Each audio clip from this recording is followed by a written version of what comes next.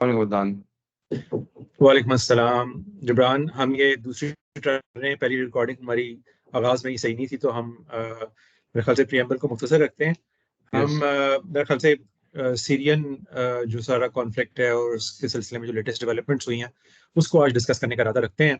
तो आपने अगर कोई इब्तदाई कुछ बातें करनी है तो कर लें, फिर मैं अपने एनालिसिस का आगाज करता हूँ।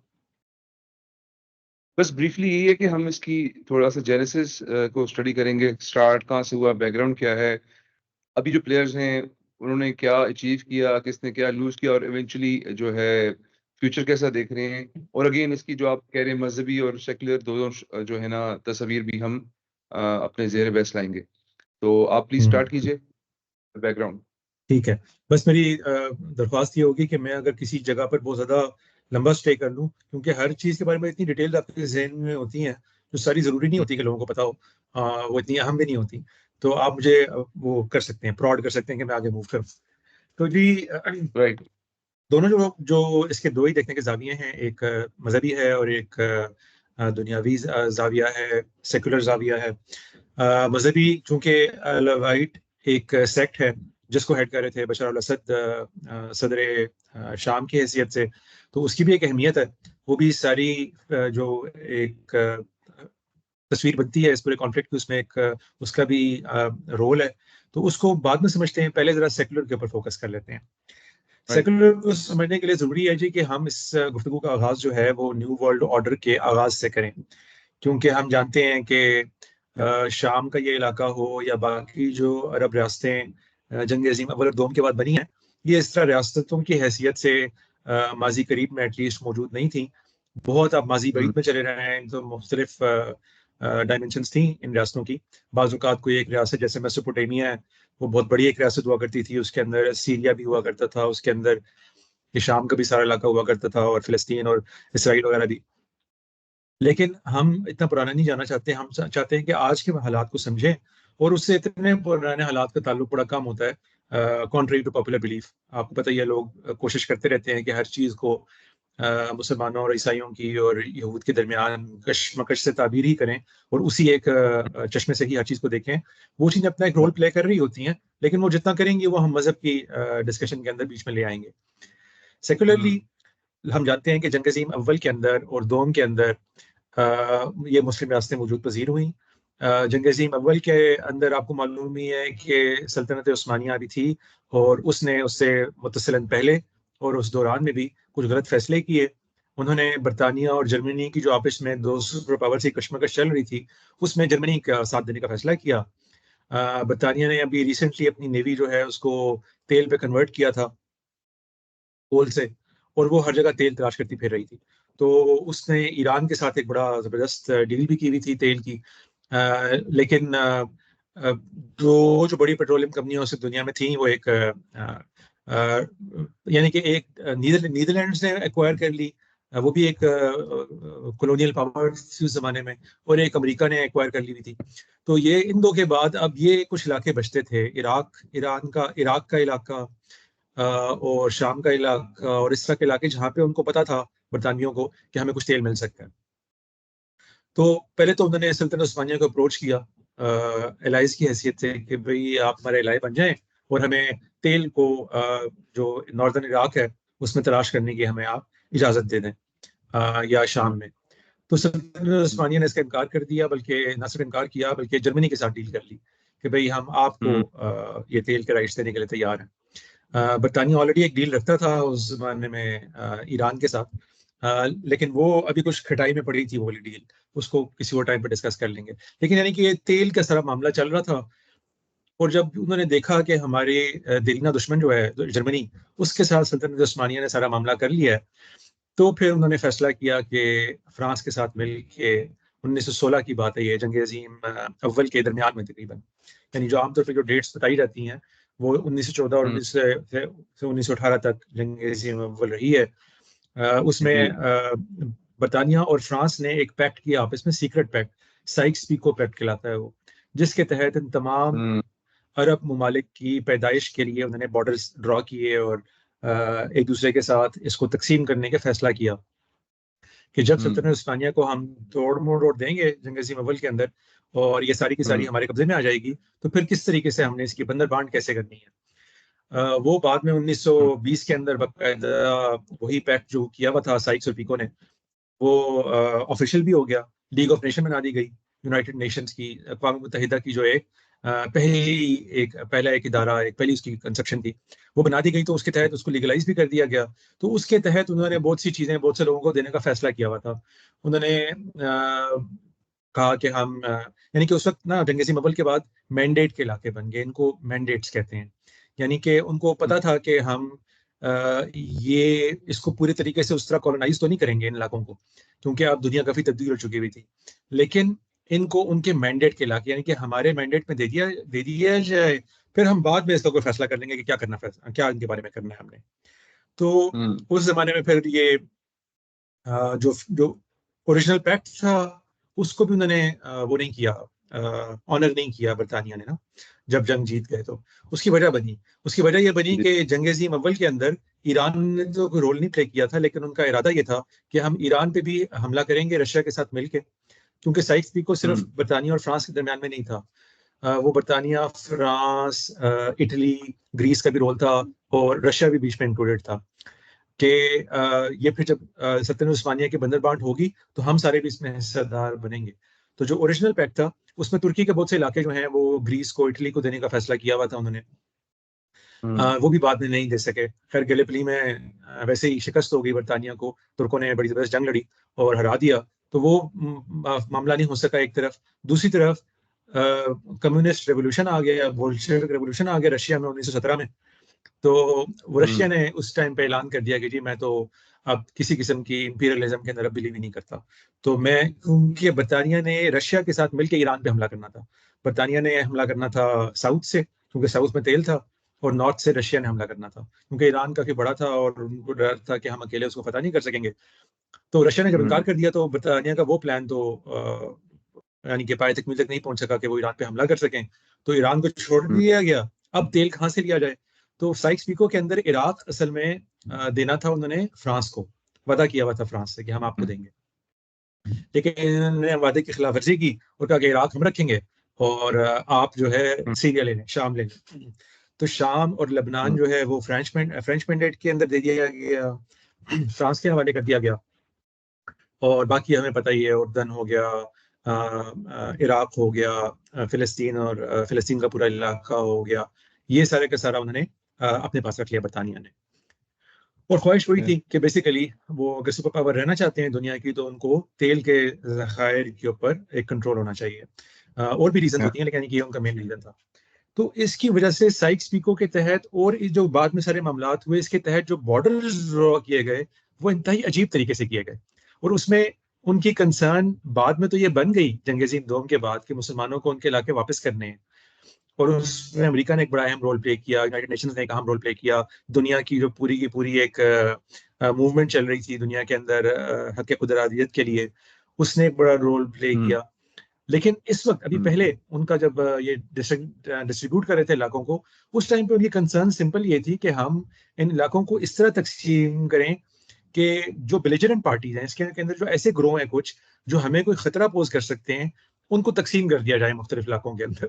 तो उन्होंने आमतौर पर कुर्दिस्तान को जो है वो समझा कि ये बड़े लड़ाका किस्म के लोग हैं, तो इनको जो है ना हम तकसीम कर देते हैं। तो ऐसे उन्होंने बॉर्डर ड्रॉ किया कि शाम, उर्दन और इराक के दरमियान में ना उनको इस तकसीम कर दिया। खैर तो उर्दन तो वैसे और वजह से हो गया, लेकिन शाम, इराक और तुर्की के दरमियान में ना उनको बॉर्डर लगा के इस तकसीम कर दें कि कुर्दिस्तान 3 जगहों में बढ़ जाए या इससे भी ज्यादा जगहों पे। तो ये उनका मेन रीजन था। तो ये जो शाम का इलाका बना, ये जो हम जिस शाम को हम आज जानते हैं, ये बिल्कुल एक नया शाम है। सूरिया कह लें इसको, सीरिया कह लें, ये माजी में उस तरह एग्जिस्ट नहीं करता था। ये माजी में ये और इराक और उर्दन और ये सारा इलाका एक ही हुआ करता था, लेकिन ये बना दिया गया अब एक इलाका। तो जब इस तरह की आप बॉर्डर ड्रॉ करके एक माजी के एक चले आ रहे इलाके के अंदर इस तरह की हल्का बंदियां कर देते हैं, तो फिर मसाइल पैदा होते हैं ना। आपको पता ही है इलेक्शन को कंट्रोल करने का हमारे ज़माने में जो बेहतरीन तरीका तमाम दुनिया में इस्तेमाल किया जाता है वो जेरी मैंडरिंग ही होती है। वो हल्का बंदियां ही होती हैं जी कि बजाय हम कंट्रोल तो नहीं कर सकते किसी इलाके को, बस ये कर सकते हैं कि बॉर्डर ऐसे ड्रॉ कर दें हल्कों के कि इस जगह भी हमारा बंदा जीत जाए, उस जगह भी हमारा बंदा जीत जाए। वही मामला उन्होंने किया उस जमाने में। लेकिन वही उस जमाने में एनलाइटनमेंट के भी इफेक्ट्स आ रहे थे और आ चुके हुए थे, और अब हक खुदरतियत की तरफ लोगों ने पढ़ना था। तो फ्रांस ने इस इलाके को अच्छे तरीके से स्टडी किया। मैंने बता चुका हूँ कि फ्रांस के हिस्से में आ गया शाम और लबनान। लबनान भी क्यों बना, ये भी एक अहम इसलिए है कि लबनान ऑलमोस्ट शाम का हिस्सा ही था। लबनान बनने की वजह सिंपली ये थी कि वो मैरोनाइट क्रिश्चियंस जो थे उनको एक इलाका देना चाहते थे, क्योंकि बहरहाल फ्रांस और बरतानिया जो भी आपके यहाँ सेकुलर हो चुके हुए थे, नहीं हो चुके हुए थे, वो बहरहाल थे तो क्रिश्चियंस। तो वो चाहते थे कि क्रिश्चियंस को भी अपना एक इस तरह का इलाका मिल जाए जहाँ पे वो सुकून से रह सकें, क्योंकि सल्तनत उस्मानिया और जितनी भी इस तरह की सल्तनतें होती हैं वो कमो बेश जिस तरह की भी ह्यूमन राइट्स का ख्याल रखने वाली भी हों, वो माजी का जमाना था, उसमें बहुत से मैसेकर्स भी होते रहते थे वक्तन फवक्तन। तो उन्होंने चाहा कि मेरोनाइट क्रिश्चियंस को जो है एक इस तरह का इलाका मिल जाए, अगरचे वहां पर वो अच्छी तादाद में थे लेकिन मेजोरिटी में नहीं थे। उन्होंने साथ सुन्नी मुस्लिमों को भी बुलाया और शियों को भी बुलाया, और लबनान में एक बड़ी जबरदस्त किस्म की जो है वो बैलेंस ड्रॉ कर दिया, जिसमें सदर जो है वो क्रिश्चियंस का कानून में लिख दिया गया हमेशा होगा, वज़ीर आज़म कानून में लिख दिया गया कि हमेशा सुन्नियों का होगा, और स्पीकर ऑफ द असेंबली कानून में लिख दिया गया कि शियों का होगा। तो लबनान को मैंने एक चंक को कट करके साइड पे कर दिया। शाम जो पीछे बचा वो फिर फ्रांस ने जब यहाँ पर आए तो सुन्नी उनके साथ लड़ते मरते थे थोड़ा बहुत। अलावाइट्स जो थे ये एक छोटा सेक्ट था। इनकी अगर कुल शाम के अंदर तादाद देखें ना तो 10 से 12-13% बनती है, जिसमें और भी शिया सेक्ट शामिल हैं। बाकी सारे 87%, 88% तकरीबन वहां पे सुन्नी मुसलमान हैं। तो ये जो है, और कुछ क्रिश्चियन वगैरह भी हैं। उन्होंने उन्होंने आगे बड़े मजे के कुछ ना कमेंट्स दिए हुए हैं इसके ऊपर कि वो जमाना ही ऐसा था कि कुदरत का कानून चला और मुसलमान और खासकर से अरब मुसलमान बहुत कमजोर हो चुके हुए थे। ये ऐशो इशरत के शौकीन हो चुके हुए थे। इनके अंदर कोई एक लड़ाका बोन बाकी नहीं रही थी। बहुत कम लोग रह गए थे कि जो लड़ना मरना के लिए तैयार हुआ करते थे।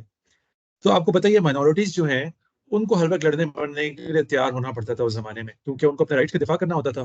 तो फ्रेंच ने यहाँ पे आके एनालाइज किया कि लड़ाका लोग अगर यहाँ पर कोई बाकी रह गए हैं शाम के अंदर, जो वाकई अपनी सरिश्त में बहादुर और लड़ाका पन का मुजाहरा करने वाले लोग हैं, तो वो या तो ये अलावाइट्स हैं जो माजी का नुसैरिया फिरका था मुसलमानों का, या मुसलमानों से बाहर का, इस पर बाद में डिस्कस कर लेते हैं। और जो दूसरा यहाँ पे है द्रूज कम्युनिटी है। ये अलावाइट्स जो हैं, या आप अगर शाम का नक्शा आपकी नजर में हो तो ये बिल्कुल नॉर्थ वेस्ट पे बनते हैं, जो बिल्कुल ईस्टर्न मेडिटेरेनियन बनता है ना, उसके बिल्कुल बॉर्डर के इलाकों के अंदर ये लोग रहते थे सिर्फ, जो अलावाइट्स हैं। और जो द्रूज हैं ये आप अगर देखें तो साउथ और साउथ ईस्ट के अंदर इनका अभी दमिश्क पता हुआ है ना, या ओवररन हो गया, तो दमिश्क के साथ ही नीचे जो है ना वो द्रूज कम्युनिटी है। ये दोनों ही यानी कि द्रूज जो है वो इस्माइलियों का एक सेक्ट है, जो इस्माइली भी अपने आप को शिया का ही सेक्ट काउंट करते हैं, या दुनिया ने उनको इस तरह काउंट करना शुरू कर दिया हुआ है। तो यानी कि ये कुछ शिया के लोग थे, बाकी सारा सुन्नी इस्लाम था यहाँ पे। तो उन्होंने फ्रेंच ने आगे देखा कि ये दो कम्युनिटीज हैं, द्रूज और अलावाइट्स, इनको हम अपनी फौज में शामिल करते हैं। तो ये एक्चुअली फौज में आना शुरू हो गए और एक किस्म का पावर के अंदर हिस्सेदार बनना शुरू हो गए वहां पे। और बाद में जब मिलिट्री बनाई उन्होंने, आज़ादी मिली इनको 1946 में गालिबन, जंग सिंध दोम के फौरन बाद, ये मेरे ख्याल से अवलीन इलाकों में से था शाम का जिसको इंडिपेंडेंस मिली थी कॉलोनियल पावर से उस जमाने में।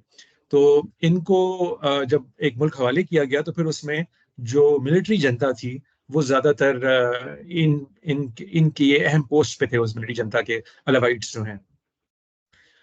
फिर शाम के अंदर जो है वो बड़ा अहम मामला ये हुआ कि सिर्फ शाम के अंदर नहीं, सारे अरब ममालिक को अगर आप नजर में रखें ना उस जमाने के जंग सिंध दोम के बाद, तो मैं और जिब्रान में और आप ये डिस्कशन मुख्तलिफ अपने वीडियोस में बड़ी दफा कर चुके हुए हैं कि कैसे जो है वो अमेरिका असल में ईसाइयत का रूह रवा बन के और हज़रत ईसा अलैहिस्सलाम के नुज़ूल सानी का एक सिंबल बन के जंग अज़ीम अव्वल और दोम के बाद नाज़िल हुआ ऑलमोस्ट, और उसने आगे कुछ ऐसे फैसले किए और एक मूव स्टार्ट की सारी इंपीरियल पावर्स के खिलाफ कि किसी तरीके से लोगों को उनके ममालिक खासकर से मुसलमानों को वापस किए जाए। तो उस जमाने में जो उसको बड़ी थ्रेट फील हो रही थी अमेरिका को, वो असल में कम्युनिज्म से थी, जिसको हमने बताया लोगों को कि वो असल में दज्जाल है, जिसके बारे में हदीस के अंदर हमें आगाह किया गया था। तो उस दज्जाल के खिलाफ जंग उसके सरों पर सवार थी, क्योंकि 1946-47 के अंदर ही ट्रूमैन डॉक्ट्रिन अनाउंस हो चुकी हुई थी।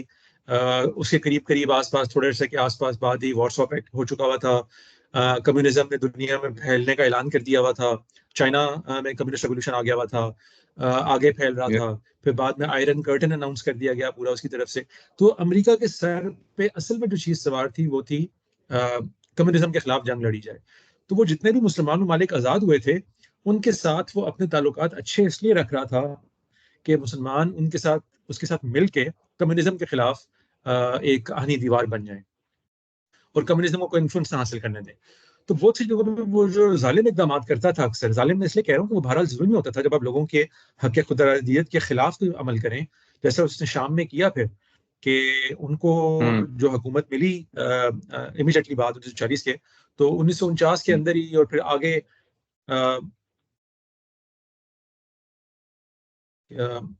कॉल करूं मैं दोबारा? नहीं, इट्स वर्किंग।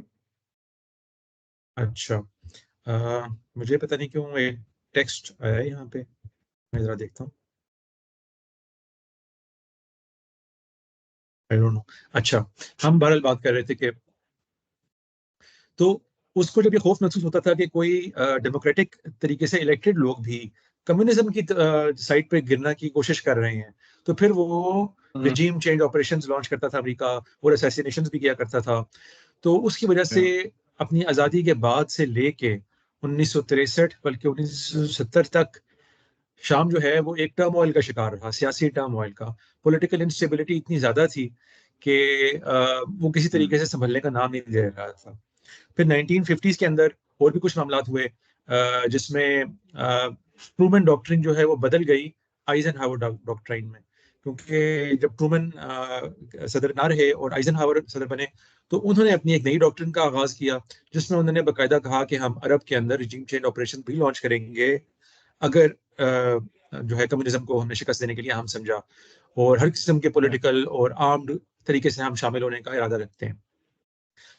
मगर ये उनकी स्टेटेड पॉलिसी थी। असल में उनकी पॉलिसी थ्री फोल्ड थी, जो तमाम बात के अच्छे राइटर्स ने अपनी किताबों में लिखी भी। अमेरिका की पॉलिसी थ्री फोल्ड इस तरह थी कि नंबर वन, उनकी प्रायोरिटी पे ये चीज थी कि बरतानिया और फ्रांस की हेजेमनी खत्म करनी है। वो माजी की सुपर पावर्स थी, अगरचे उनको बहुत कमजोर कर दिया गया जंग अजीमों से, और हमने सारा का बाकी मामला भी उनके खिलाफ कर दिए हैं, मगर अभी तक वो सरिश तो बाकी होती है ना आपके अंदर, कि आप सुपर पावर की हैसियत से ही सोच रहे होते हैं अभी तक अपने आप को। तो वो जगह जगह अभी तक इंटरनेशनल ऑपरेशन लॉन्च करते थे, जिसकी मिसाल 1956 के अंदर जो स्वेज कैनाल का क्राइसिस आया, उसमें उन्होंने मिस्र पे इसराइल के साथ और फ्रांस के साथ मिलकर हमला कर दिया। तो इस तरह की बहुत सी मूव्स भी चल रही थी। तो आइजनहावर डॉक्ट्रिन का पहला जो कार्डिनल पॉइंट था वो ये था कि इन दोनों ताकतों की हेजेमनी मुकम्मल तौर पे खत्म करनी है। तो इसने प्रायोरिटी ले ली सब चीजों पे। दूसरी जो खौफ महसूस हुआ अमेरिका को वो ये कि यूनाइटेड अरब रिपब्लिक कायम हो रही है, क्योंकि जब ये बरतानियों ने लॉरेंस ऑफ अरेबिया के थ्रू अरबों को सपोर्ट करके उस्मानी सल्तनत को खत्म किया, तो उनसे बहुत से प्रोमिस किए, जिसमें इस तरह के प्रोमिस भी थे कि भाई आपको शाम भी मिल जाएगा, उर्दन मिल जाएगा, आपको इराक वगैरह सारा वापस कर देंगे। लेकिन बाद में वो हुआ नहीं। बाद में शाम जो है वो ओरिजिनली इनको देना था, अरबों को देना था, लेकिन वो जब फ्रांस के हवाले कर दिया तो वो फिर चला गया हाशमाइट्स के पास। तो फिर वो उन्होंने अपने उस किंग फैसल को ले आए और आके इधर इराक में बिठा दिया। बहरहाल वो एक और तरफ हम निकल जाएंगे। लेकिन अमेरिका की दूसरी अहम जो कार्डिनल पॉइंट था वो ये था कि हमने यूनाइटेड अरब रिपब्लिक को, जैसे यूनाइटेड स्टेट्स ऑफ अमेरिका है, इसी तरह यूनाइटेड स्टेट्स ऑफ अरेबिया भी एक बनने का इरादा रखती थी उस जमाने में, जिसके अंदर वो चाहते थे कि मराकश से लेके तो इधर ईस्टवर्ड जितना भी ये यानी कि आप समझ लें कि ईरान तक सारा का सारा जो है ये एक अरब रियासत बन जाए। इसकी इसी की रियासतें हों जो मिलकर सारा सारा मामला करें, जिसके लिए फिर गमाल अब्दुल नासिर ने बड़ी एफर्ट भी की।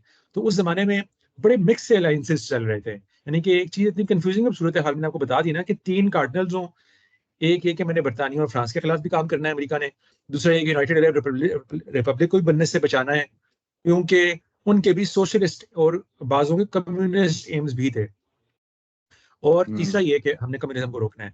तो फिर वो उसकी वजह से बहुत सी चेंजेस अमेरिका ने करनी शुरू की जमाने के अंदर, जिसमें सीरिया के अंदर एक बड़ी एनार्की रही। अगरचे सीरिया को बड़ा सपोर्ट करती थी सीआईए, और सीरिया भी सीआईए को बड़ा एक अपने अंदर आने की जगह देता था और सारे मिल के मामला करता था। मगर जो रिजीम चेंज ऑपरेशन वहां पर हुए, उससे आहिस्ता आहिस्ता सीआईए की साख खराब होना शुरू हुई। और 1963 के अंदर फिर जो बास पार्टी, अब बास पार्टी जो है, इसके बारे में अगर मैं डिटेल में जाऊंगा तो ज्यादा टाइम लग जाएगा, लेकिन ये वो पार्टी थी जिसने माजी के अंदर, यानी कि अभी जब आज़ादी नहीं हुई थी शाम की, तो इन्होंने मिलके कुछ फ्रांसीसियों के खिलाफ और अक्सर दूसरे इर्द गिर्द के ग्रोहों के खिलाफ लड़ना शुरू किया। क्योंकि मैंने आपको बताया ना कि अलावाइट कम्युनिटी एक माइनॉरिटी कम्युनिटी थी और अपने अंदर जंगो जदल का एक बड़ा मादा रखती थी। तो इसको बनाने वाले जो बास पार्टी को थे, वो अगरचे अलावाइट्स भी थे, सुन्नी भी लीडर था इनके, थोड़े क्रिश्चियन भी थे।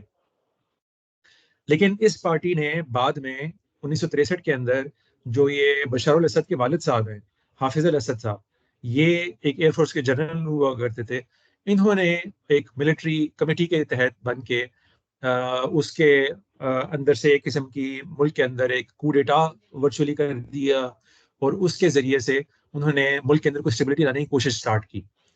और फिर आहिस्ता आहिस्ता 1963 से लेकर 1970 के अंदर हाफिज अल असद ने एक किस्म कंट्रोल संभाल लिया पूरी की पूरी बास पार्टी का, और वो एक टाइनी फ्रैक्शन जो है शाम के अंदर, यानी कि 10% के करीब, 11% के करीब अलावाइट्स है टोटल।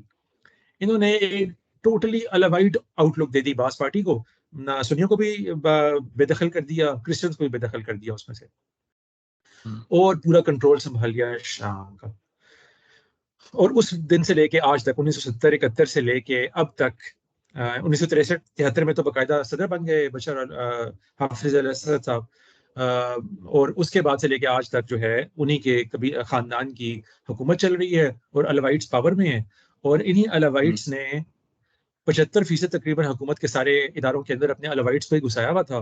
फौज में भी ज्यादा अहम ओहदों पर अलावाइट्स को ही लाया जाता था, क्योंकि एक किस्म की आपको पता है जब भी किंगशिप चल रही होती है, डिक्टेटरशिप होती है, तो आपको लॉयलिस्ट चाहिए होते हैं, और अलावाइट्स जो हैं उनको अपने लॉयलिस्ट चाहिए थे, तो वो इसको चला रहे थे।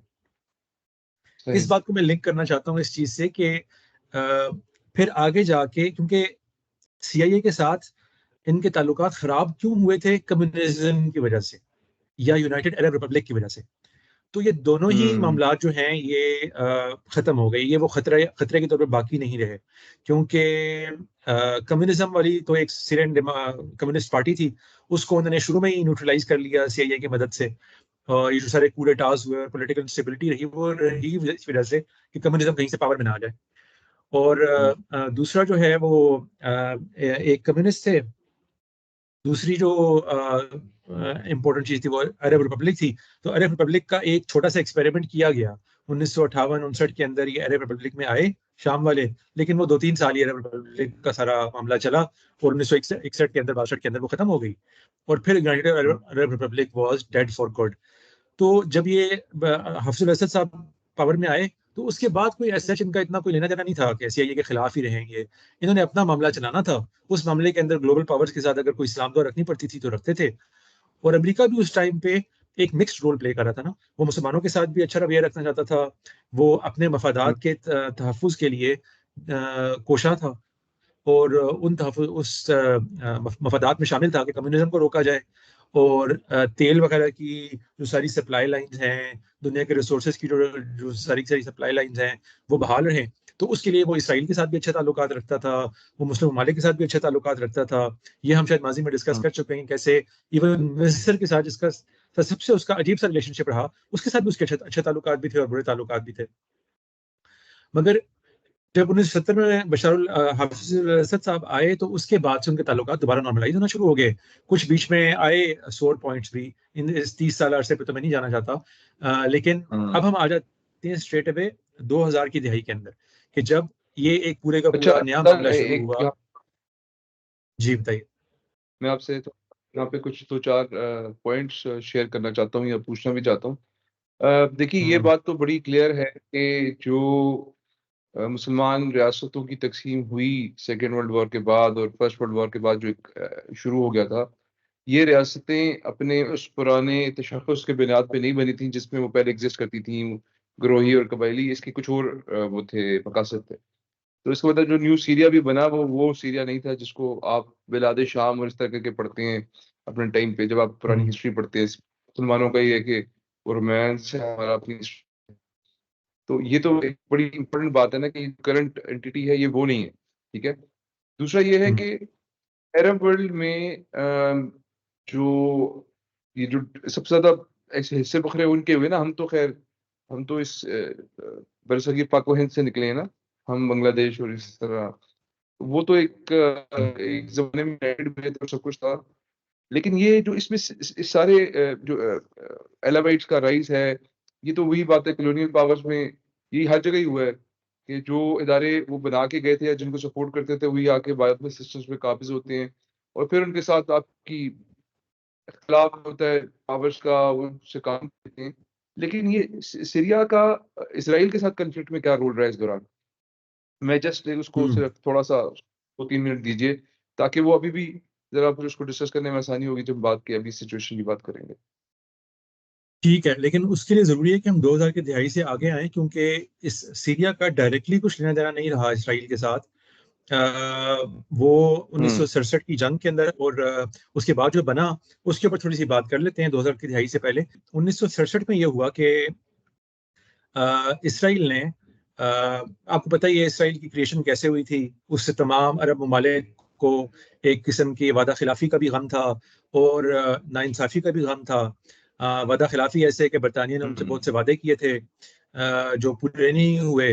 नाइंसाफ़ी इस तरह के यूनाइटेड नेशंस के जब हवाले कर दिया बरतानिया ने, तो यूनाइटेड नेशंस ने भी एक ऐसा फ़ैसला किया जिसको तमाम अरब दुनिया इंतहाई नाइंसाफ़ी से देख रही थी कि या 55% 56% इलाका जो है फ़िलिस्तीन का, वो 5% लैंड रखने वाले यहूदियों को दे दिया गया और बाकी या तमाम इलाका रखने वाले लोगों को 44 और 45% इलाका दिया गया। तो इस नाइंसाफ़ी की वजह से आपको पता ही है कि 1948 के अंदर ही एक तो जंग हो गई।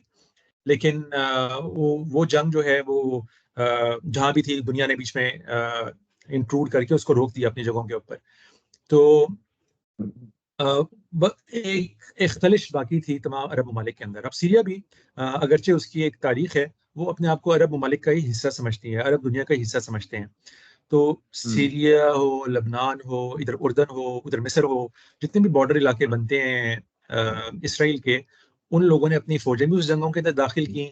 यहाँ से जो फ़िलिस्तीन से जो रेफ्यूजीज़ निकले, वो भी इन जाके इलाकों में जाके आबाद हुए। बल्कि लेबनान का तो जोक बना हुआ है कि लेबनान की अपनी आबादी कम रह गई और उस समय फ़िलिस्तीनी रेफ्यूजीज़ वहाँ पे ज़्यादा हो गए। तो जी, यानी कि इतना एक इश्यू बनता है नेबरिंग अक़वाम के लिए, हमसाया अक़वाम के लिए, जब रेफ्यूजीज़ आते हैं कि उसके बाद उनके हुँ, तमाम पॉलिटिक्स और तमाम इकोनॉमी धर्म-भरम होके रह जाती है। तो वो एक इश्यू तो बना रहता है उसके अंदर। हुँ, 1956 में इसराइल ने एक कोशिश की मिस्र के खिलाफ, क्योंकि उसके नज़दीक मिस्र ही एक वो वाहिद ताकत थी जिससे उसको असल में खौफ था, जो एक बड़ी फौज भी रखते थे, जो काफ़ी हद तक इंडिपेंडेंट भी थे और अपनी एक बहादुरी की तारीख भी रखते थे। बाकी इलाकों से उनको इतना ज़्यादा खौफ नहीं था। तो 1956 में उन्होंने कोशिश की उसके हुँ, खिलाफ एक्शन करने की, लेकिन वो अमेरिका ने खुद पढ़ के बीच में और यूनाइटेड नेशंस को के ज़रिए से, सिक्योरिटी काउंसिल के ज़रिए से फ़ौरन से रोक दिया बरतानिया, फ्रांस और इसराइल को, बल्कि वापस जाने पे मजबूर कर दिया। वरना इसराइल, बरतानिया और फ्रांस सुएज़ तक पहुँच चुके हुए थे। लेकिन वो जो एक पूरा मामला हुआ, ये उसके बाद से इसराइल ने फिर फैसला करना शुरू किया कि ठीक है, मुझे खुद ही तनहा कोई ऑपरेशन करना पड़ेगा। तो वो 10 साल का अरसा 1958 से लेके 57 से लेके 1967 तक वो अपनी सीक्रेट मशकें करते रहे और फिर 1967 में उन्होंने इन तमाम इर्द-गिर्द के अरब ममालिक जिन्होंने 1948 के खिलाफ उनके खिलाफ कोई ऑपरेशन किया था, उनसे बदला लेने की और उनको एक किस्म का डिफ्यूज़ करने की कोशिश की। अमेरिका की उसको बेपनाह सपोर्ट हासिल थी। तो उसने जो हुँ, किया फिर अरबों के साथ, वो ये भाप चुके हुए थे कि अरब अब लड़ने के काबिल नहीं रहे हुए। यानी ये तारीखी एक मज़ाक कहिए या तारीख का एक धारा कहिए कि वो कौम में से सारा मलाई निकाल लेती है, घी निकाल लेती है, उसके बाद सिर्फ़ घुन रह जाता है और उनका ख़्याल था कि यार अरबों के अंदर कोई सकत बाकी नहीं रही। तो 1967 के अंदर उन्होंने 6 डे वॉर के अंदर, यानी कि ये अगर जंग मुसलमानों ने लड़ी होती तो आप कभी देखते हैं कि हम कैसे उसको पोर्ट्रे करते हैं। यानी 6 दिनों के अंदर उन्होंने 200-250 प्लेन्स इजिप्ट के रनवेज पे खड़े सारे तबाह कर दिए। उधर Yeah. से झपट्टा मारा, गोलान हाइट्स Hmm. सीरिया से ले ली। बड़ा एक अहम Yeah. टेक्टिकल इलाका था, वो स्ट्रेटेजिक इलाका था। गोलान हाइट्स उनसे छीन ली, जिसके अभी भी एक Yeah. रोल बनता है, बाद में उस पर आते हैं। इधर से उन्होंने वेस्ट बैंक उर्दन से छीन लिया। उधर नीचे उन्होंने पूरा Hmm. सिनाई पेनिनसुला छीन ली मिस्र से, और गजा की पट्टी भी छीन ली। हमारी ये भी मिस्र के पास ही थी। तो यानी कि एक इंतहाई ह्यूमिलिएटिंग डिफीट, एक इंतहाई शर्म अंगेज किस्म की शिकस्त दी उन्होंने इन सबको। इसका बदला लेने के लिए मिस्र ने 1973 में शाम के साथ मिलके, हाफिजुल असद खुद एक एयरफोर्स के जनरल थे, आपको पता ही है, और गमाल अब्दुल नासिर साहब भी एक फौजी कर्नल ही थे। तो फौजियों के जहन में ये इस तरह की चीजें बहुत पकती हैं ना, और कि हम जंगों के जरिए से ही कोई मामला हल कर लेंगे। और हैरत की बात होती है कि हालांकि यही इनको सिखाया जाता है कि थ्रेट को कैसे असेस करना है, फतह के चांसेस को कैसे असेस करना है, लेकिन हमेशा यही उसी में गलती खाते हैं। ये मुसलमानों की पूरी तारीख इस पर गवाह है, पाकिस्तान इंक्लूडेड। तो इन्होंने एक प्लान बनाया, सॉरी,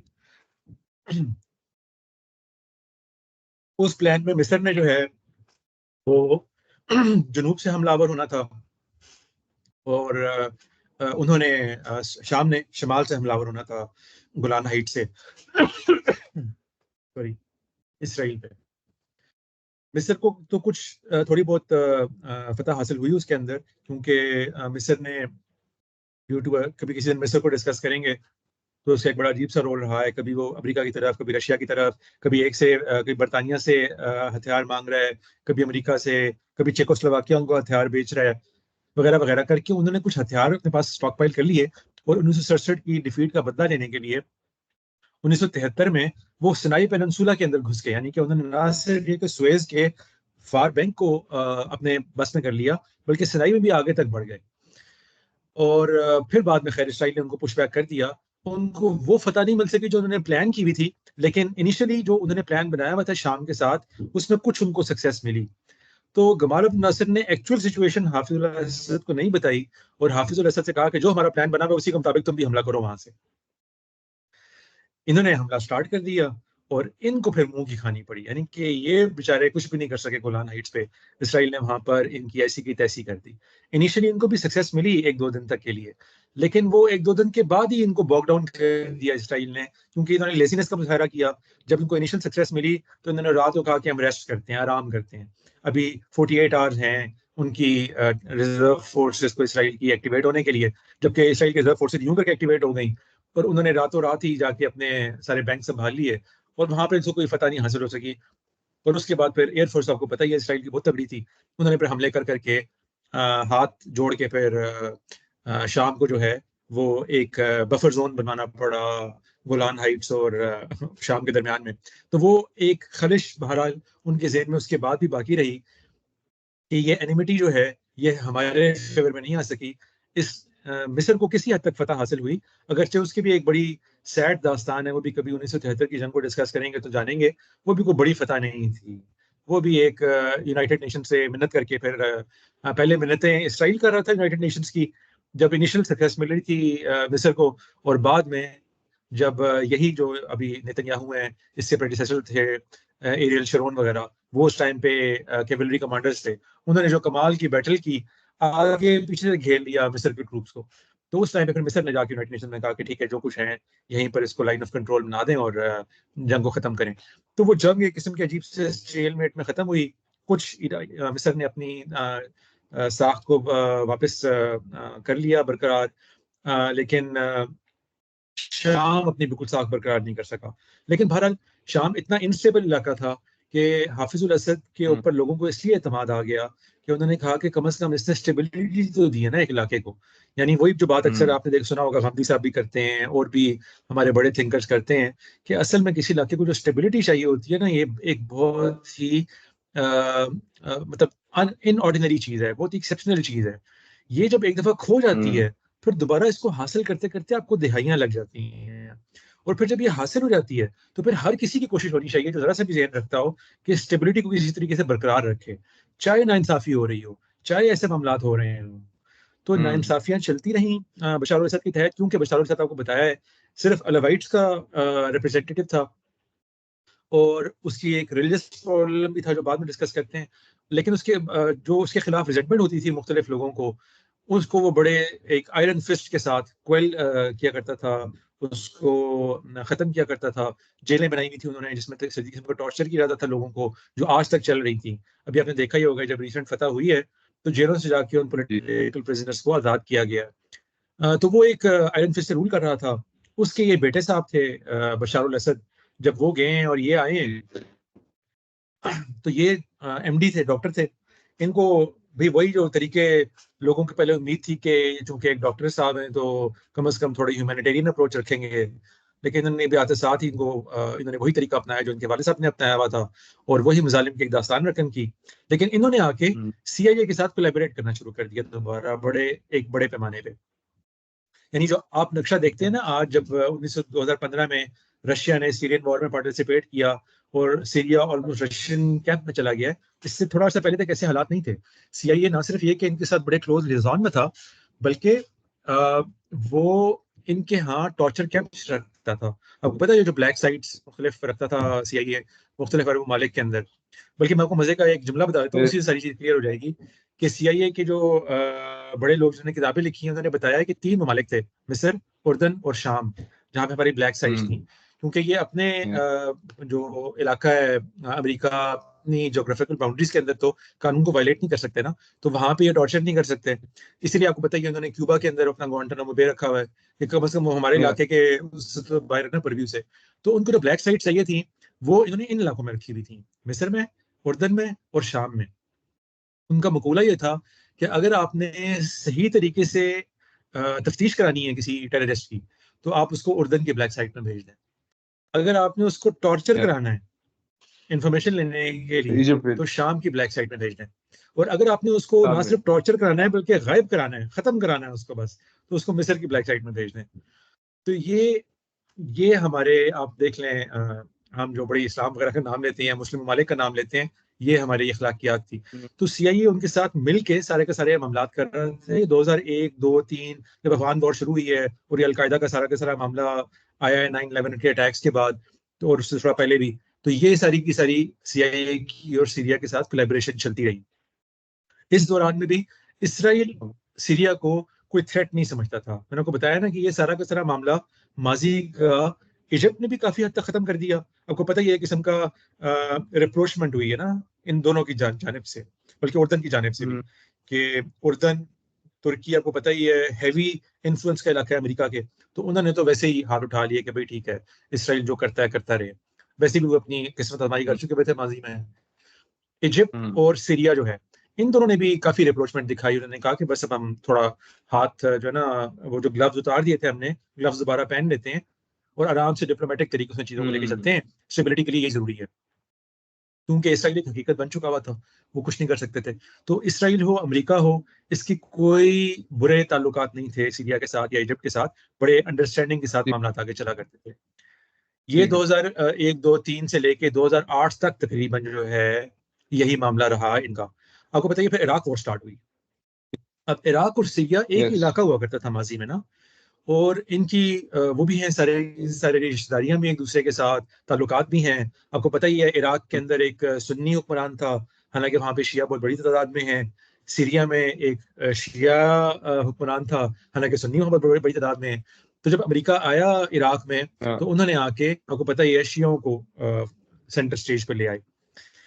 तो उससे हुँ, इराक की और शाम की दोबारा से वो पुरानी जो होती है ना, सांझ बांझ होती है, वो दोबारा होनी शुरू हो गई। तो हुआ ये कि फिर शुरू हो गई बिल्कुल। इराक के अंदर फिर हुआ ये कि जो इंसर्जेंट्स के साथ मुकाबला हो रहा था अमेरिका का 2003 के बाद से, वो इंसर्जेंसी बहुत बढ़ गई बाद में आके 2006-7 के बाद आके। तो उस इंसर्जेंसी के ताने बाने अमेरिका ने कहना शुरू किया कि वो शाम से आ रहे हैं, क्योंकि ईरान जो है वो भी हुँ, सपोर्ट करता था डायरेक्टली इराक के अंदर। लेकिन आपको पता ही है कि शाम के अंदर भी बहरहाल है तो अहले तशय्युई ना, वो अहले तशय्युअ का एक ग्रोह कहलाता है। तो वहां से भी कह रहे थे कि इंसर्जेंट्स को सपोर्ट आती है। तो अमेरिका ने कुछ हमले करने शुरू किए शाम के अंदर कि आपकी तरफ से इंसर्जेंट्स आ रहे हैं। वहां से ताल्लुकात दोबारा खराब होने शुरू हुए और अमेरिका को भी बहुत जल्दी अंदाजा हो गया कि अहले तशय्यो भी हमारे उस तरह के कोई सपोर्टर नहीं है जिस तरह के वो समझे बैठे थे, जिससे क्योंकि इराक में उनको फोर फ्रंट पे लाए ना वो, तो उनको बड़ी जल्दी अंदाजा हो गया कि असल में हमारे साथ सुन्नी ही सही तरीके से चल सकते हैं। और अरब की सारी रियासतें जो सुन्नी थी, आपको पता ही है, सऊदी अरब हो और यूनाइटेड अरब एमिरेट्स हो या बाकी इस तरह के इलाके हों, वही उनके साथ सही, जैसे कहते हैं ना कि एक देरपा ताल्लुकात के साथ चल रहे हैं। तो उन्हें फिर अहले तशय्यो से भी एक फियर महसूस होना शुरू हुआ आहिस्ता आहिस्ता। और फिर 2011 के अंदर क्या हुआ कि अरब स्प्रिंग हो गई। अब वो अरब स्प्रिंग के अंदर जो है, उनको ये महसूस हुआ कि ना सिर्फ ये कि हम इन अहले तशय्यो को, क्योंकि अहले तशय्यो आपको पता है अब तक जो है वो इसराइल के लिए भी एक मसला बन चुके हुए थे। ये हमने बात की ना 2000, 2001, 2002, 2003 तक तो कोई मसला नहीं थे, लेकिन उसके बाद ये मसला बनने शुरू हो गए, क्योंकि एक तो हिजबुल्लाह इससे बहुत पहले बन चुकी हुई थी लबनान में, और हिजबुल्लाह भी अहले तशय्यो की ही एक जमात है जिसको प्रॉप अप किया है, खड़ा किया है ईरान ने।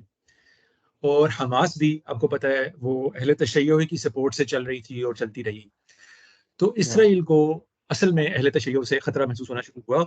और अमेरिका को, अगरचे लोग उसको एक और प्रिज्म से देखते हैं और कहते हैं नहीं अमेरिका तो इसराइल को बस हर वक्त सपोर्ट करना चाहता है, नहीं, उसको ये जो बैलेंस वो ड्रॉ कर चुका हुआ है मिडल ईस्ट के अंदर, इसके भी टल जाने का खतरा होता है। इसलिए वो फिर इंक्लूड करता है जगह। उसका ख्याल था कि इसराइल को भी की बका के लिए भी जरूरी है कि इन ग्रुप्स को के खिलाफ कोई मामला किया जाए। तो जब एक गॉड गिवन तरीके से अरब स्प्रिंग खड़ी हो गई, तो डेमोक्रेसी का भी कभी अलम बरदार तो है ना America. Yes, it has to pay lip to service to it, अगर वो उस तरह ना भी कह रहे। सर्विस नहीं कहना चाहिए। देखो, मैं उस कैंप से ताल्लुक रखता हूँ जिब्रान, जो इन कंस्पिरेसी थियरिस्ट की बातों को इस तरीके से नहीं देखता। देखिए, मैंने आपको बताया ना कि आपकी लेवल ऑफ प्रायोरिटीज होती हैं। उन लेवल ऑफ प्रायोरिटीज में कहीं पे आता है तीसरे चौथे नंबर पे डेमोक्रेसी भी आती है, मगर उससे ऊपर भी दो तीन प्रायोरिटीज हैं। तो जहां पर ये प्रायोरिटीज आपस में करती हैं, वहां फिर डेमोक्रेसी उनके यहाँ बैक बर्नर पे चली जाती है। और वो क्या है? वो ये है कि ये जो सारा दुनिया का एक कैश काउ है ना, एक रिसोर्स काउ है मिडिल ईस्ट का सारा इलाका। तो यहाँ पर अमन को बरकरार रखना, बैलेंस को बरकरार रखना उसके नजदीक प्रायोरिटी रखता है। फिर इसराइल की और यहूद की सारी तारीख के साथ उसका एक इमोशनल जो है वो बंधन भी है, उससे वो बहुत से इकदाम करता है। तो इट्स मल्टीपल थिंग्स। तो डेमोक्रेसी की भी एक वैल्यू होती है। तो जब उसने देखा कि भाई टुनीसिया के अंदर ये चीज का आगाज हुआ है, और टुनीसिया में तक बाद में खैर बेहतरी भी आ गई, लेकिन बाद में वो अरब स्प्रिंग जहां जहां जाती रही, वहां मिसाल के तौर पर अल्जीरिया में उसको बड़े आयरन फिस्ट से क्रश किया गया और वो नहीं हो सकी। इसी तरीके से इराक में अरब स्प्रिंग इसलिए नहीं आ सकी कि वैसे ही अमेरिका ने उसका बड़ा खर्च कर दिया हुआ था, उसकी सोशल फैब्रिक ही बाकी नहीं छोड़ी थी उसने। शाम के अंदर उसका ख्याल था कि अरब स्प्रिंग कामयाब हो सकती है हम अगर इनको सपोर्ट करें, क्योंकि डिक्टेटरशिप्स के खिलाफ डेमोक्रेसी को लाने के लिए और तशय्यो के जोर को तोड़ने के लिए, क्योंकि शाम बहरहाल अलवाइट्स जो हैं वो ईरान से इस टाइम तक सपोर्ट लेने के हक में इसलिए आ गए थे कि वो खुद से अरब स्प्रिंग को क्रश नहीं कर सकते थे। शाम के पास कोई बहुत ताकतवर मिलिट्री या एयरफोर्स नहीं है, बड़ी लिमिटेड सी उनकी है। तो उनको फिर ईरान की सपोर्ट लेने की जरूरत पड़ी। तो फिर ईरान की सपोर्ट के जरिए से उनके यहाँ दोबारा ये शियाइट इन्फ्लुएंस जो है बहुत बढ़ गया, जो कि अब अमेरिका के लिए एक बड़ी थ्रेट बन चुका हुआ था, क्योंकि इसके ताने बाने इसराइल के खिलाफ इस्तेमाल होते थे ना, वो हिजबुल्ला हो, वो हमास हो, या वो ईरान हो। तो वो सारा एक गेम चल पड़ी। तो उसके नतीजे में ये हुआ कि अमेरिका ने सपोर्ट किया ना सिर्फ अलकायदा को, बल्कि आईसिल को भी, और दूसरी बहुत सी जगहों को जो मैं आप मेरे ख्याल से उस जगह पे पहुंच गए कि हम उन ग्रोहों का तारुफ कराएं जो तीन बड़े ग्रोह यहाँ पे बन गए उस जमाने में। एक नाम आ रहा है आजकल, वो क्या है? HTS, हैयत तहरीर शाम, जिसने अभी आप समझ रहे हैं कि ओवररन किया है, जो मेन फैक्शन है जिसने अभी ओवररन किया है सीरिया को। उसके जो हेड है मोहम्मद अल जुलानी, वही जिनका आजकल नाम चल रहा है और जिनका इंटरव्यू भी CNN पे लोग देख चुके हुए होंगे, बड़ा जबरदस्त इंटरव्यू था उनका। तो वो हया तहरीर जो है ये असल में जबहत नुसरा से निकला हुआ एक फैक्शन है। जबहत नुसरा जो है ये असल में अलकायदा इन इराक था, जो फिर अलकायदा इन शाम बन गया। ये जब इराक के हालात खराब हुए तो यहाँ से निकल के वहां पे आ गए, और इन्हीं में से फिर आइसिल और आइसिस भी निकली वहां से। तो पहले ये उसी का हिस्सा थे, ये जुलानी साहब भी उसका हिस्सा थे, अलकायदा का हिस्सा थे, जो इस्लामिक स्टेट एंड लिवांट की पुष्तपनाही भी करते थे, उनका साथ देते थे, उनके एक किस्म के मिले जुले ग्रोह थे। तो उनके सर पे बाउंड्री इसीलिए आप कुछ कहना चाह रहे हैं? हाँ, उनके सर पे $10 मिलियन उनके की सर बाउंटी है, पे भी है ना अभी तक और जुलाई। हाँ, $10 मिलियन की। और ये जो HTS है ये इसीलिए प्रोस्क्राइब टेररिस्ट ऑर्गेनाइजेशन भी है, अमेरिका के नजदीक भी, यूनाइटेड नेशंस के नजदीक भी, और बहुत से ममालिक के नजदीक। तो ये हुआ यही कि उस जमाने में वो ये भी काम कर रहे थे कि उनको बैन भी कर रहे थे, लेकिन उनको सपोर्ट भी करना पड़ रहा था, क्योंकि enemy of my enemy is my friend. तो वो दुश्मन का दुश्मन जो है वो मेरा दोस्त। तो अमेरिका ने उस जमाने में बाकायदा ओबामा के ओपन स्टेटमेंट्स हैं सेनेट फ्लोर के ऊपर, कांग्रेस के अंदर, जिसमें वो कहते हैं कि हम इनको सपोर्ट कर रहे हैं, इनको ट्रेन कर रहे हैं, इनको असला दे रहे हैं। तो 2011 से लेके 2015 तक ये मामला चलता रहा। और एक ग्रो HTS का या अलकायदा का था, उस जमाने में HTS तभी नहीं बनी थी, अलकायदा ही थी। उसके साथ एक फ्री सीरियन आर्मी थी, जो बाद में सीरियन नेशनल आर्मी कहलानी शुरू हो गई, जो अब भी एग्जिस्ट करती है, सीरियन नेशनल आर्मी।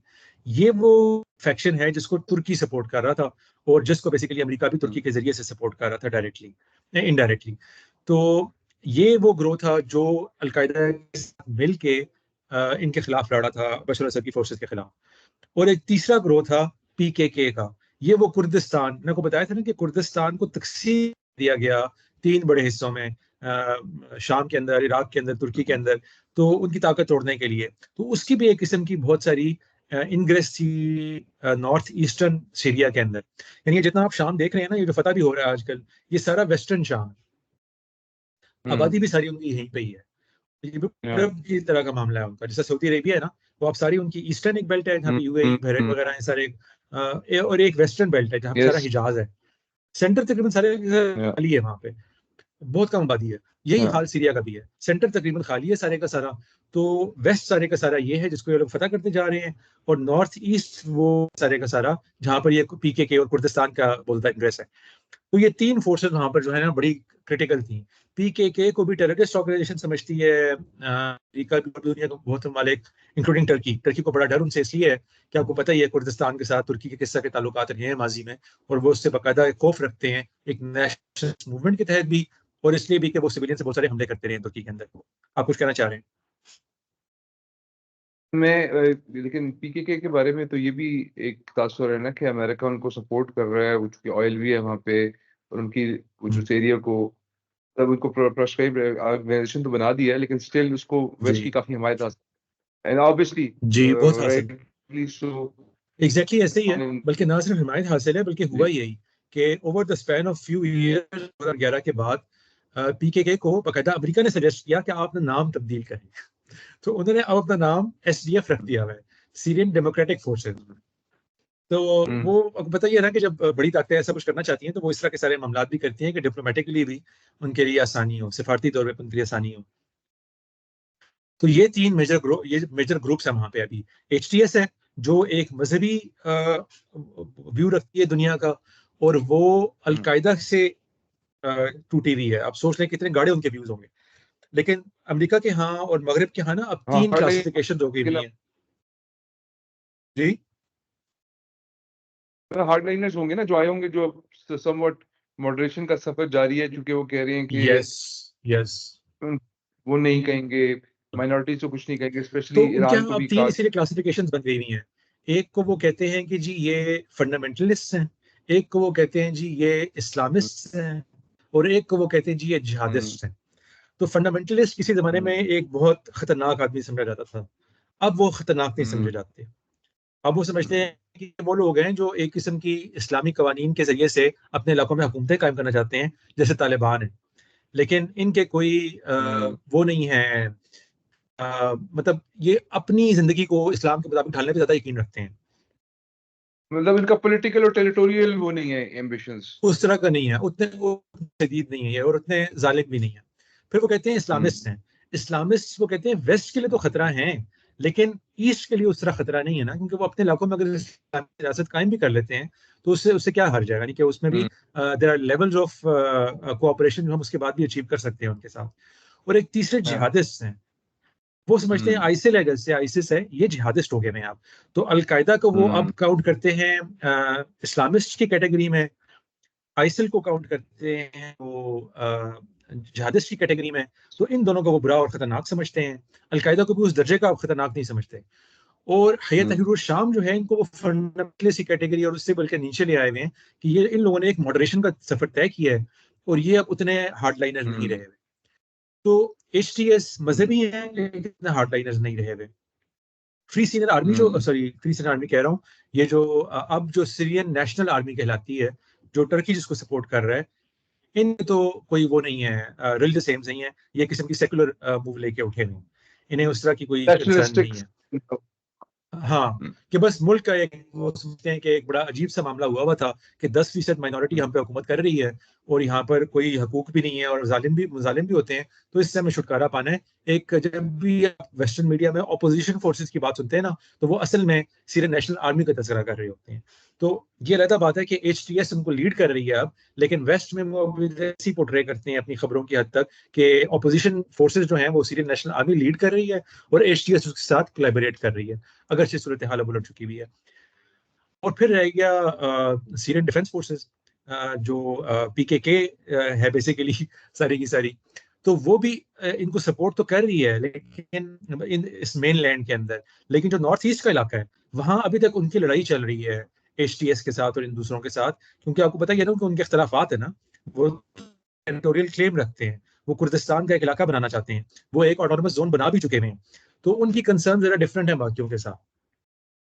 तो ये मोटा मोटा अरेंजमेंट है वहां पे, जो इससे पहले, सॉरी हम बात कर रहे थे 2015 की, 2015 में फिर रशिया ने पार्टिसिपेट किया पहली मतलब सीरियन सिविल वॉर के अंदर, दावत दी उसको बशर अल असद ने। और रशिया ने भी इससे पहले पहले, आपको पता ही है, सोवियत यूनियन के बाद से लेके जब तक वो सीरिया में पावर्स ने इंक्लूड नहीं किया, उस टाइम तक यूनिपोलर वर्ल्ड बन चुका हुआ था। तो रशिया को एक ओपनिंग नजर आई, वो दोबारा एक सुपर पावर की हैसियत से अपने आप को पेश कर सकता है दुनिया के सामने एक ऑल्टरनेटिव की हैसियत से। तो उसने फिर सीरिया में पार्टिसिपेट किया। और ये जो आप देखते हैं कि सारा 2000 के बाद से लेकर 2024 तक का जो देर लगी है, बेसिकली ये लगी ही इसलिए है कि रशिया ने डायरेक्टली सपोर्ट करना शुरू कर दिया, एयर रेड करना शुरू कर दी। वरना ये उस टाइम पे भी बशर असद की हुकूमत सर्वाइव ना कर पाती। अमेरिका का इतना एक स्ट्रांग वो होता है, पंजा होता है कि उसको बर्दाश्त करना और उसको उसके खिलाफ लड़ना इतना आसान नहीं होता, हर इलाका अफगानिस्तान नहीं होता। तो 2015 के बाद से फिर हुआ ये कि आपको पता ही है, ओबामा की हुकूमत चली गई, साहब आ गए, ट्रंप साहब ने आते साथ ही ऐलान कर दिया कि हम तो सपोर्ट नहीं करेंगे इन टेररिस्ट को, क्योंकि भारत थे तो ये उनके नजदीक टेररिस्ट थी ना, चाहे वो पीकेके हो चाहे वो अलकायदा हो। तो उसके बाद से वैसे ही यानी कि ये दम तोड़ गई। और इदलिब का इलाका है बिल्कुल नॉर्दर्न सीरिया के अंदर अलेपो के साथ, जहां पर ये फोर्सेस जो है ना, यानी कि अलेपो को तो फतह कर लिया वापस सीरियन फोर्सेस ने, लेकिन इदलिब का इलाका जो है उस पर उन्होंने कहा कि ठीक है आप रहें, एक किस्म का ट्रूस हो गया है, यानी कि हम आपको नहीं छेड़ेंगे, आप हमें ना छेड़ें। ये जो अभी रिसेंट मूव के अंदर जो सारे वहां से निकले हैं, तो ये उसी इलाके से निकले हैं, इदलिब के इलाके से निकले हैं और फिर सारा फतह करते करते नीचे तक आ गए। तो अभी क्या हुआ है फिर, अभी इस पे आ जाते हैं कि सेकुलरली स्पीकिंग अभी ये हुआ है कि सब लोग जानते हैं कि रशिया ने यूक्रेन पे हमला कर दिया, उससे रशिया और हो गया। इसराइल ने हमास पे और हिजबुल्लाह पे हमला कर दिया, और ईरान के साथ भी एक किस्म की उसकी जंग का आगाज हो ही चुका है, अगरचे उसको जंग कहने से दुनिया कतरा रही है। लेकिन ये इतना प्रेशर आया, ईरान को भी इतना नुकसान हुआ, वो बेचारे वैसे ही पहले इतने सैंक्शन में जिंदगी गुजारते हैं, आपको पता ही है, तो जिनको मिसाइलों पे और बाकी अपने म्यूनिशन पे खर्च करना पड़ा है, उनकी भी एक लिमिट अचीव हुई है। तो जब रशिया ने थोड़ा सा हाथ खींचा है, ईरान ने थोड़ा सा हाथ खींचा है, तो ये एक ओपनिंग नजर आई है सीआईए को और तुर्की को और इन फोर्सेस को भी, कि अभी हमारे पास मौका है कि जब ये ताकतें कमजोर हैं तो हम अभी कुछ ना कुछ करते हैं। अब वो बात आती है आपकी कि क्या ये उन ताकतों ने, इंटरनेशनल ताकतों ने करवाया है, या ये एक इंडिजिनस मूवमेंट। तो मैं उस कैंप से ताल्लुक रखता हूँ कि नहीं, ये है इंडिजिनस है, यही वो ताकतें हैं जो हमेशा से बशर अल-असद के खिलाफ लड़ रही हैं पिछले सालों से, और यही एक इलाके में डोरमेंट हो गई भी थी। लेकिन इस दौरान में इनको ये लोग पाइल अप कर रहे थे, अपना स्टॉक पाइल कर रहे थे वेपन्स को, और दुनिया से मिलने वाली और बहुत सी सपोर्ट को भी, और एक ताकत गेन कर रहे थे। तुर्की भी इनकी सपोर्ट में आ रहा था। तो इस मौके को उन्होंने गनीमत जाके सीआईए से भी सपोर्ट ली है, और बहुत सी तुर्की और बहुत से और अरब ममालिक से सपोर्ट लेकर अपने एक मूव का आगाज किया है। और दुनिया को पता, इन इंटेलिजेंस एजेंसीज को दुनिया की को पता था कि सीरियन फोर्सेज अब वैसी नहीं रहेगी। उनको अगरचे खौफ था कि रशिया फिर से कोई पार्टिसिपेट करेगा इस बड़े लेवल से, और रशिया ने किया भी है। रशिया ने कुछ टाइम के अंदर, कुछ दिनों के अंदर, जो ये हम्स के पास पहुंचे हैं, तो एयर रेड्स किए हैं काफी सारे। जी। लेकिन ये नहीं हुआ। अमेरिका ने भी चूंकि सपोर्ट किया है बहुत ज्यादा इनको, और उन्होंने भी एयर रेड्स किए हैं, आईएसएल के ऊपर भी किए हैं, बल्कि इवन दमिश्क की फतह के बाद भी आईएसएल के बहुत से इलाकों में हमले किए हैं। तो इस वैक्यूम के अंदर जो इंटरनेशनल पावर्स की वजह से क्रिएट हुआ है, इनको मौका मिल गया है आगे बढ़ने का। इसके मुकाबले में एक दूसरी स्टोरी लोग ये पेंट कर रहे हैं कि ये सारी एक ग्रैंड स्कीम का हिस्सा है जो अमेरिका ने और इंटरनेशनल पावर्स ने बनाई है। और वो जो लोग ये सारी स्टोरी पेश करते हैं, मैं उस कैंप का आदमी नहीं हूँ। मेरे नजदीक ये इतनी ढेर सारी चीजें जो है बिल्कुल किसी के कंट्रोल में नहीं होती हैं। लोग एक रोल प्ले करते हैं, सपोर्ट करते हैं इस तरह की चीजों को, लेकिन ये उनकी पूरी की पूरी प्लानिंग के मुताबिक नहीं चल रही होती चीजें।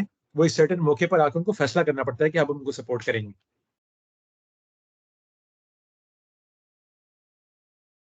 जिब्रान, आपकी आवाज नहीं आ रही है, आपको शायद माइक तो नहीं बंद हो गया? अच्छा सॉरी, वो मुझे लाइट ज्यादा आ रही थी, मैं माइक बंद कर दिया था। अच्छा, मैं ये कह रहा हूँ कि ये ठीक है, आपने हिस्ट्री बयान कर दी और आप इस कैंप के हामी नहीं है कि ये कोई इंजीनियर है सब कुछ, लेकिन जिस स्पीड पे ये चीजें होती हैं, उसकी प्रीकर्सर कुछ चीजें बनती हैं, उसमें ऑब्वियसली उनका ये तो हमें मानना चाहिए ना कि उनके पास इन्फॉर्मेशन हमसे ज्यादा है।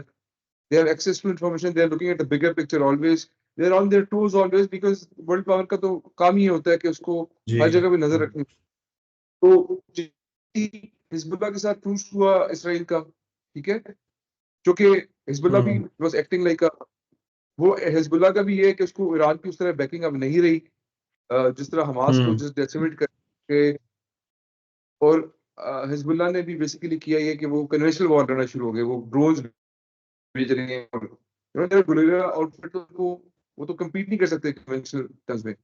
उधर ट्रूस हुआ है, साथ ही तरह प्राइसिंग और इतनी स्पीड से हुई है, तो आपके ख्याल में एक सेमी जिहादिस्ट ग्रुप जो कि बैठा हुआ है, उसके पास इतनी मोबिलिटी है कि it can mobilise within days and just run through. ठीक है, एनवायरनमेंट बन रहा होगा, वो anticipate कर रहे होंगे, ऐसा तो नहीं है। तो इससे आपको ये बिलीफ मिलता है कि भाई इसको हालात को कुछ शेप भी किया गया इस तरह से कि फिर इसराइल ने देखे ना, वो दमास्कस के से 20 किलोमीटर दूर पहुंच गया, गोलान हाइट्स क्रॉस करके आ गया, वो अपनी क्या कहते हैं उसको करने के लिए, what do you call it, कह रहे हैं जी हमारा वो बढ़ा दिया, ठीक है। ये सारी वो है ना, जो powers are in the know, they make best out of situation. इसमें आपकी बात ये दुरुस्त है कि ये कोई ऐसा नहीं कि लिखा हुआ था, कहीं पे प्लान था डाउन टू द डॉट कि ये इधर मूव करेंगे। There are lots of moving parts जिनको आप छोड़ देते हैं, लेकिन आपके पास ये इन्फॉर्मेशन होती है एट अ सर्टेन लेवल, जिससे वो होता है। और ये जो मेरा पॉइंट ऑफ व्यू, जो मैं शायद अभी इसको डिस्कस भी करना चाह रहा हूँ, कि ये अवाम की फतह है या ये हालात की फतह है या रीजन। देखिए, अवाम की फतह है कि नहीं हमें तो नहीं पता, वो बाद में कितने फैक्शंस आपस में फिर लड़ते हैं, क्या होता है, बिकॉज सीरिया की इकोनॉमी उसकी बिल्कुल हॉलोड आउट हो गई है ओवर टाइम, सैंक्शंस और सबकी वजह से। तो ठीक है, मतलब इसको हम कॉन्स्पिरेसी थ्योरी नहीं मानना चाहिए, लेकिन जब कभी रेवोल्यूशन आती है कहीं पे भी, तो उसका फायदा पावर जी उठा सकती है बड़ी, जिनके पास इंफॉर्मेशन है, हम नहीं उठा सकते। बात सिर्फ ये है मेरा ख्याल, अगर मैं उसको हाँ, ठीक है। मुनासिब मुझे तरीके से बयान करूँ। तो इसका मतलब है हम काफी हद तक अग्री कर रहे हैं इन चीजों पे। यानी एक तो वो व्यू पॉइंट होता है ना कि जो लोग इस तरह के कंट्रोल दिखा रहे होते हैं इन ताकतों का दुनिया में, कि यहाँ पर कोई परिंदा पर नहीं मार सकता इन मर्जी के बगैर ना। एक वो दुनिया है जो मैं पेश कर रहा हूँ, और जो शायद आप भी उससे एग्री कर रहे हैं कि ऐसे नहीं होता है। इनके लिए भी सरप्राइजिंग चीजें होती हैं बहुत सारी। ये they try to make the best out of a situation, यानी हालात को बेहतरीन कैसे इस्तेमाल करना है, टाइमली कैसे इस्तेमाल करना है, और अपने मफादात की हुँ। तहफ़्फ़ुज़ात के लिए तहफ़्फ़ुज़ के लिए कैसे इस्तेमाल करना है, ये असल में इनका एम होता है। और इसके लिए ऑफ कोर्स ये एक ईगल आई रखती हैं। जितनी भी बड़ी दुनिया की सुपर पावर्स रही हैं, दुनिया में उन्होंने सैकड़ों साल तक की है, तो इसीलिए की है कि वो अपनी इंटेलिजेंस को, अपनी मुखाबरात को बहुत ही अच्छे तरीके से जो है ना हर वक़्त ऑन रखती हैं, उनको इस्तेमाल करती हैं। इससे तो मैं एग्री करता हूँ। इसराइल की आप बात कर रहे थे, तो इसराइल ने गोलान हाइट्स पे, तो वो पहले भी गोलान हाइट्स इसराइल के पास थी, लेकिन तकरीबन 600 स्क्वायर किलोमीटर का इलाका है बफर जोन का ना, उसके बाद जो उसने और शाम के दरमियान में यूनाइटेड नेशंस ने ब्रोकर किया हुआ था पीस ना, तो उस बफर जोन यूनाइटेड नेशंस ने मैन किया हुआ था। तो अभी इसराइल हाँ उससे आगे बढ़ के बफर जोन में आ गया है, और उनका क्लेम ऑन फेस वैल्यू माना जा सकता है। उनका क्लेम ये है भाई, हमें नहीं पता अभी आगे क्या हुकूमत बनती है, कैसी हुकूमत बनती है, तो हमें नहीं पता ना हमारे खिलाफ कोई इनकर्जन स्टार्ट हो जाए उस साइड से, तो हमने अपने भी तो इलाके को का दिफा करना है ना। अगरचे वो उनका अपना इलाका नहीं है, ऑक्यूपाइड टेरिटरी है, लेकिन सिर्फ इसराइल और अमेरिका मानते हैं कि वो इसराइल का हिस्सा है। बाकी यूनाइटेड नेशंस तो उसको ऑक्यूपाइड टेरिटरी कहता है, गोलान हाइट्स को। लेकिन उनका इसराइल का मानना है कि अब हमारा इलाका है, और हमने इसके दिफा के लिए इस बफर जोन को इसलिए ऑक्यूपाई करना है क्योंकि यूनाइटेड नेशंस के पास इतनी ताकत नहीं है कि वो इन लोगों को रोक सकें। एक लिमिटेड सी मैन पावर वहां रखी हुई है, और बाकायदा उन्होंने पहले इंटेलिजेंस रिपोर्ट भी करनी शुरू की। खैर उसको यूनाइटेड नेशन ने भी कंफर्म कर दिया है कि उनके ऊपर हमले भी हुए हैं इस दौरान में ना, में एक दो रातों पहले। तो उसको भी क्वेल करने के लिए इसराइल ने कहा कि हम यहाँ पे आ रहे हैं। लेकिन इसराइल का इससे आगे जाने का एम हमें नहीं पता अभी है कि नहीं है। यानी इसके लिए तो किसी और बड़ी गहरी उसकी स्ट्रेटेजिक एनालिसिस की जरूरत है। फिलहाल यही लगता है कि बफर जोन को ऑक्यूपाई करने का मकसद उनका यही है कि कोई एडवेंचर किसी के दिन में ना आए कि इस तरफ की भी कोई करेंगे। अगरचे उनको अभी तक खौफ नहीं है इस पार्टी से कि जो अभी जिन्होंने ओवररन किया है HTS से, कि वो ऐसा कुछ करेंगे। अगर वहां पर यही देखिए वाहिद पार्टीज तो नहीं है ना। ये देखिए इसराइल ने जिस ब्रूटल तरीके से हमास से 7 अक्टूबर वाले एग्रेशन का काम किया है, और जितना वो आउटपुट जा रहा है, आई थिंक वो यही चाह रहे हैं कि ये मौका है कि हम अपनी जितनी भी सिक्योर कर सकते हैं एरियाज कर लें, और एक्सटेंड जितना कर सकते हैं कर लें, बिकॉज ये कॉन्फ्लिक्ट खत्म तो नहीं हो जाएगा ना, लेकिन हम बेहतर पोजीशन में अगर अभी आ सकते हैं और आज उसका यूज कर लें हालात का, हम्म, ऐसे ही है। वो लेकिन मतलब एक बड़ी अनफॉर्चुनेट बात समझे आप कि ग्रैंड इसको इसको ओवरऑल जो है ना, शाम की सारी मूव को एक लिमिटेड खैर की सूरत में मैं देख रहा हूँ। ये कोई उस तरह का शर नहीं है। हाँ, इसके बाद इस खैर के बाद क्या असरात पैदा होती हैं उस पर भी हम बहस कर लेते हैं। लेकिन ये खैर जो बरामद हुई है असल में रशिया और इसराइल की जंगों की वजह से हुई है। वरना इस खैर ने बरामद होने में पता नहीं और कितना वक्त लगता, क्योंकि वैसे ही ट्रम्प दोबारा पावर में आ गया है, और ट्रम्प साहब ने तो बिल्कुल हाथ उठा लेना था। वो तो इस हक में थे कि हमें दुनिया में कहीं पे जो है ना इंक्लूड नहीं करना चाहिए और इंटरवीन नहीं करना चाहिए। नॉन इंटरवेंशनिस्ट किस्म की उसकी जहनीत है। तो ये अच्छा हो गया कि बाइडन के ज़माने ये सारा मामला पाए तकमील को पहुंच गया। और पाए तकमील तो नहीं, खैर खाली वेस्ट का कुछ इलाका है जो ठीक है, पॉपुलस सारा इलाका है जो इन्होंने ओवररन किया है। अभी ईस्ट सारा रहता है, सेंटर एंड ईस्ट सारा रहता है जो अभी इन्होंने हुकूमत के पास में आना है। तो उस पर देखते हैं अभी क्या होगा। वैसे उसमें कोई खास उनको दिक्कत पेश नहीं आएगी। लेकिन अब अच्छा अभी जिस बात को जरा इन करते हैं जी। मैं कह रहा हूँ कि लेट्स टेक लास्ट 5-10 मिनट्स जो इसका रिलीजियस कनोटेशन है, कि जो हमारे बाकी ग्रुप्स भी हैं, तालिबान भी हैं, हमारे लोकल TTP टाइप ग्रुप्स भी हैं, वो सब इसको कैसे ले रहे हैं, और मजहबी नजर से इसका क्या एंगल है, उसको भी टेक ऑन कर लेते हैं मेरे सामने। बिल्कुल ठीक है। तो उसी को मिला के ना, फिर रिलीजियस और सेकुलर दोनों को मिला के मैं फिर अपनी प्रोडिक्शन या फाइनल एनालिसिस आपको बताता हूँ क्या होने जा रहा है। तो रिलीजियस बात जी यहाँ तक ये है कि अलावाइट्स जो हैं ये असल में एक पुराना चला आ रहा सेक्ट है जो नुसैरिया कहलाता है। ये बड़ा जी अजीब सा जो है ना कॉन्वोल्यूटेड सा एक वो है फैक्शन है जो ईसाइयत और इस्लाम के कहीं दरमियान में आता है। बल्कि इसको मिस्टिसिज्म भी शामिल कर लें, यानी सूफियत, सूफियाना जहनियत, ईसाइयत और इस्लाम के कहीं दरमियान में आता है। इनको ज्यादातर बिल्कुल। हमारे जैसे इब्न कसीर हैं, इब्न तैमिया वगैरह हैं, उन्होंने तो इस्लाम से बाहर डिक्लेयर किया हुआ था नुसैरिया को हमेशा से। और लेकिन हुआ ये वो भी बात है कि इस्लाम के दरमियान में कैसे आने शुरू हुए, इनके बिलीव्स क्या थे नुसैरिया के। नुसैरिया जो है ना वो एक किस्म की ट्रिनिटी में बिलीव करते हैं। अच्छा वैसे मजे की मैं एक बात बताऊं ट्रिनिटी से ही पहले, कि नुसैरिया जो है ये आप हम्म समझ लें कि जो लोग साइंटोलॉजी जानते हैं ना अमेरिका में, हम्म, ये एक किस्म की इस्लाम की साइंटोलॉजी है, आप समझ लें कि जिस अच्छा तरह उधर क्रिश्चियनिटी में से एक साइंटोलॉजी का ग्रो निकला है, उसी तरह ये साइंटोलॉजिस्ट हैं इस्लाम में से।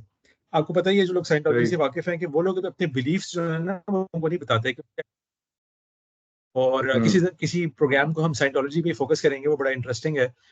उसका जो पोस्टर चाइल्ड है वो टॉम क्रूज है, और जो हॉलीवुड के बड़े हीरो हैं, जी। तो उसके बारे में बड़ी सारी कहानियां मशहूर हैं। फिर साउथ पार्क को डिस्कस करेंगे और कैसे जो है उनके व्यूज दुनिया के सामने आए और क्या मसाइल हैं उनके साथ। हम्म तो ये भी उसी तरह का व्यू है। लोग साइंटोलॉजी को इतना नहीं जानते होंगे, तो मैं एक्सप्लेन कर देता हूँ कि ये ग्रो जो नुसैरिया का, ये बिलीव करता है कि हमारे व्यूज जो हैं ये लोगों को पता ही नहीं चलने चाहिए। ये इनके सिर्फ टॉप नॉच के लोग हम्म होते हैं जो एक्सट्रीम लॉयलिस्ट होते हैं, बड़ी उम्र के लोग जिनको उन व्यूज का पता है। इनकी कोई पब्लिश्ड किताबें नहीं है जिनसे भी वो व्यूज जाने जा सकें। इनके माजी में हम्म से कुछ भगोड़े निकले हैं जिन्होंने आके दुनिया को उनके व्यूज के बारे में बताया है, जिसको उन्होंने डिनाई किया है। बस वही खबरें हैं हमारे पास, जिसकी बुनियाद पे बहुत सी आपको आर्टिकल्स वगैरह मिल जाएंगे, तो हम भी उन्हीं पर रिलाई करने पे मजबूर हैं। वो क्या है? वो हम्म ये है जनाब कि ये एक ट्रिनिटी में बिलीव करने वाले लोग हैं। ट्रिनिटी इनके यहाँ है कि खुदा का वजूद जो है वो तीन हिस्सों में है, किस्म का तीन कैफियतों में है। एक को माना कहते हैं, एक को वो इसम कहते हैं, और एक को वो कहते हैं बाब, दरवाजा। यानी एक हकीकत है उस खुदा की जो माना कहलाती है, और एक जो है उसका इसम है जो जाहिरी ज़हूर इख्तियार करते हैं दुनिया में किसी खास मकसद के लिए, और एक जो है फिर हम्म उसका बाब है। वो बाब होता है जो फिर इसके लिए रास्ता बनता है इन वाक्यों के लिए। तो उन्होंने कोई सात छः सात ये- वो इनकारनेशन मानते हैं ना, जिस तरह हम नहीं सही ईसाई ईसा अलैहिस्सलाम को खुदाए बुजुर्ग बरतर की इनकारनेशन मानते हैं। जिस तरह हम्म हिंदुआना और सूफियाना मज़ाहिब बहुत से इनकारनेशन मानते हैं कि अवतार होते हैं, हम्म यानी कि इंसान खुदा इंसान में हलूल करता है। उसी चीज़ को ये भी मानते हैं। तो ये मानते हैं कि हम्म छः सात इनकारनेशन की साइकिल्स चली हैं दुनिया के अंदर। वो उन सारे को नाम भी वो देते हैं कि किस तरह आदम अलैहिस्सलाम और उस जमाने में एक दो हाबील और शीश जो हैं वो इनकारनेशन थे। तो वो हम्म लंबी हो जाएगी सारी कहानी, लेकिन वो करते करते जो इनकारनेशन की बनती है ना, वो बनती है सेकंड लास्ट आते हैं, लास्ट और बाद में आते हैं। सेकंड लास्ट में की इनकारनेशन बनती है हजरत अली। वो खुदा का जसदी जहूर है, और वो माना है, यानी कि और इसम जो है वो नबी सल्लल्लाहु अलैहि वसल्लम की जात बनी, और यानी कि बेसिकली हम्म, नबी ने उनको इस खुद प्रॉफिट बनाया। और सलमान फारसी जो है वो बाब है, वो दरवाजा है। तो उस जमाने में ट्रिनिटी अच्छा। यूं थी। उसके बाद जो हम्म लास्ट उनके यहाँ इनकारनेशन चली है वो चली है, आपको पता ही है कि चूंकि शीइज्म का ये ग्रो है, तो जो 12 आपको पता है जो बड़ा तरीन फैक्शन है शीइज्म के अंदर वो 12 है ना, इस्लाम है, जो 12 इमामों जी। पे यकीन रखते हैं। और उनके इस्तार आखिरी इमाम शरीफ। जो हैं वो कहते हैं कि वो इमाम गायब हैं, जी। जो इमाम महदी हैं, जो नजर नहीं आते किसी केव शेव में उस वक्त से जिंदा है। तो जो 11th इमाम है इमाम हसन अस्करी, ये उनको इनकारनेशन मानते हैं लास्ट इसकी इसी नेशंस की साइकिल में ना। लास्ट इनकारनेशन उनको मानते हैं, और उनके एक जी। स्टूडेंट थे जिनको उनके बहुत से अकवाल के मुताबिक बुजुर्गों के वो स्टूडेंट नहीं थे बल्कि उनके एक बेटे थे, क्योंकि इमाम हसन अस्करी जो है वो बगैर औलाद के फौत हुए हैं ना।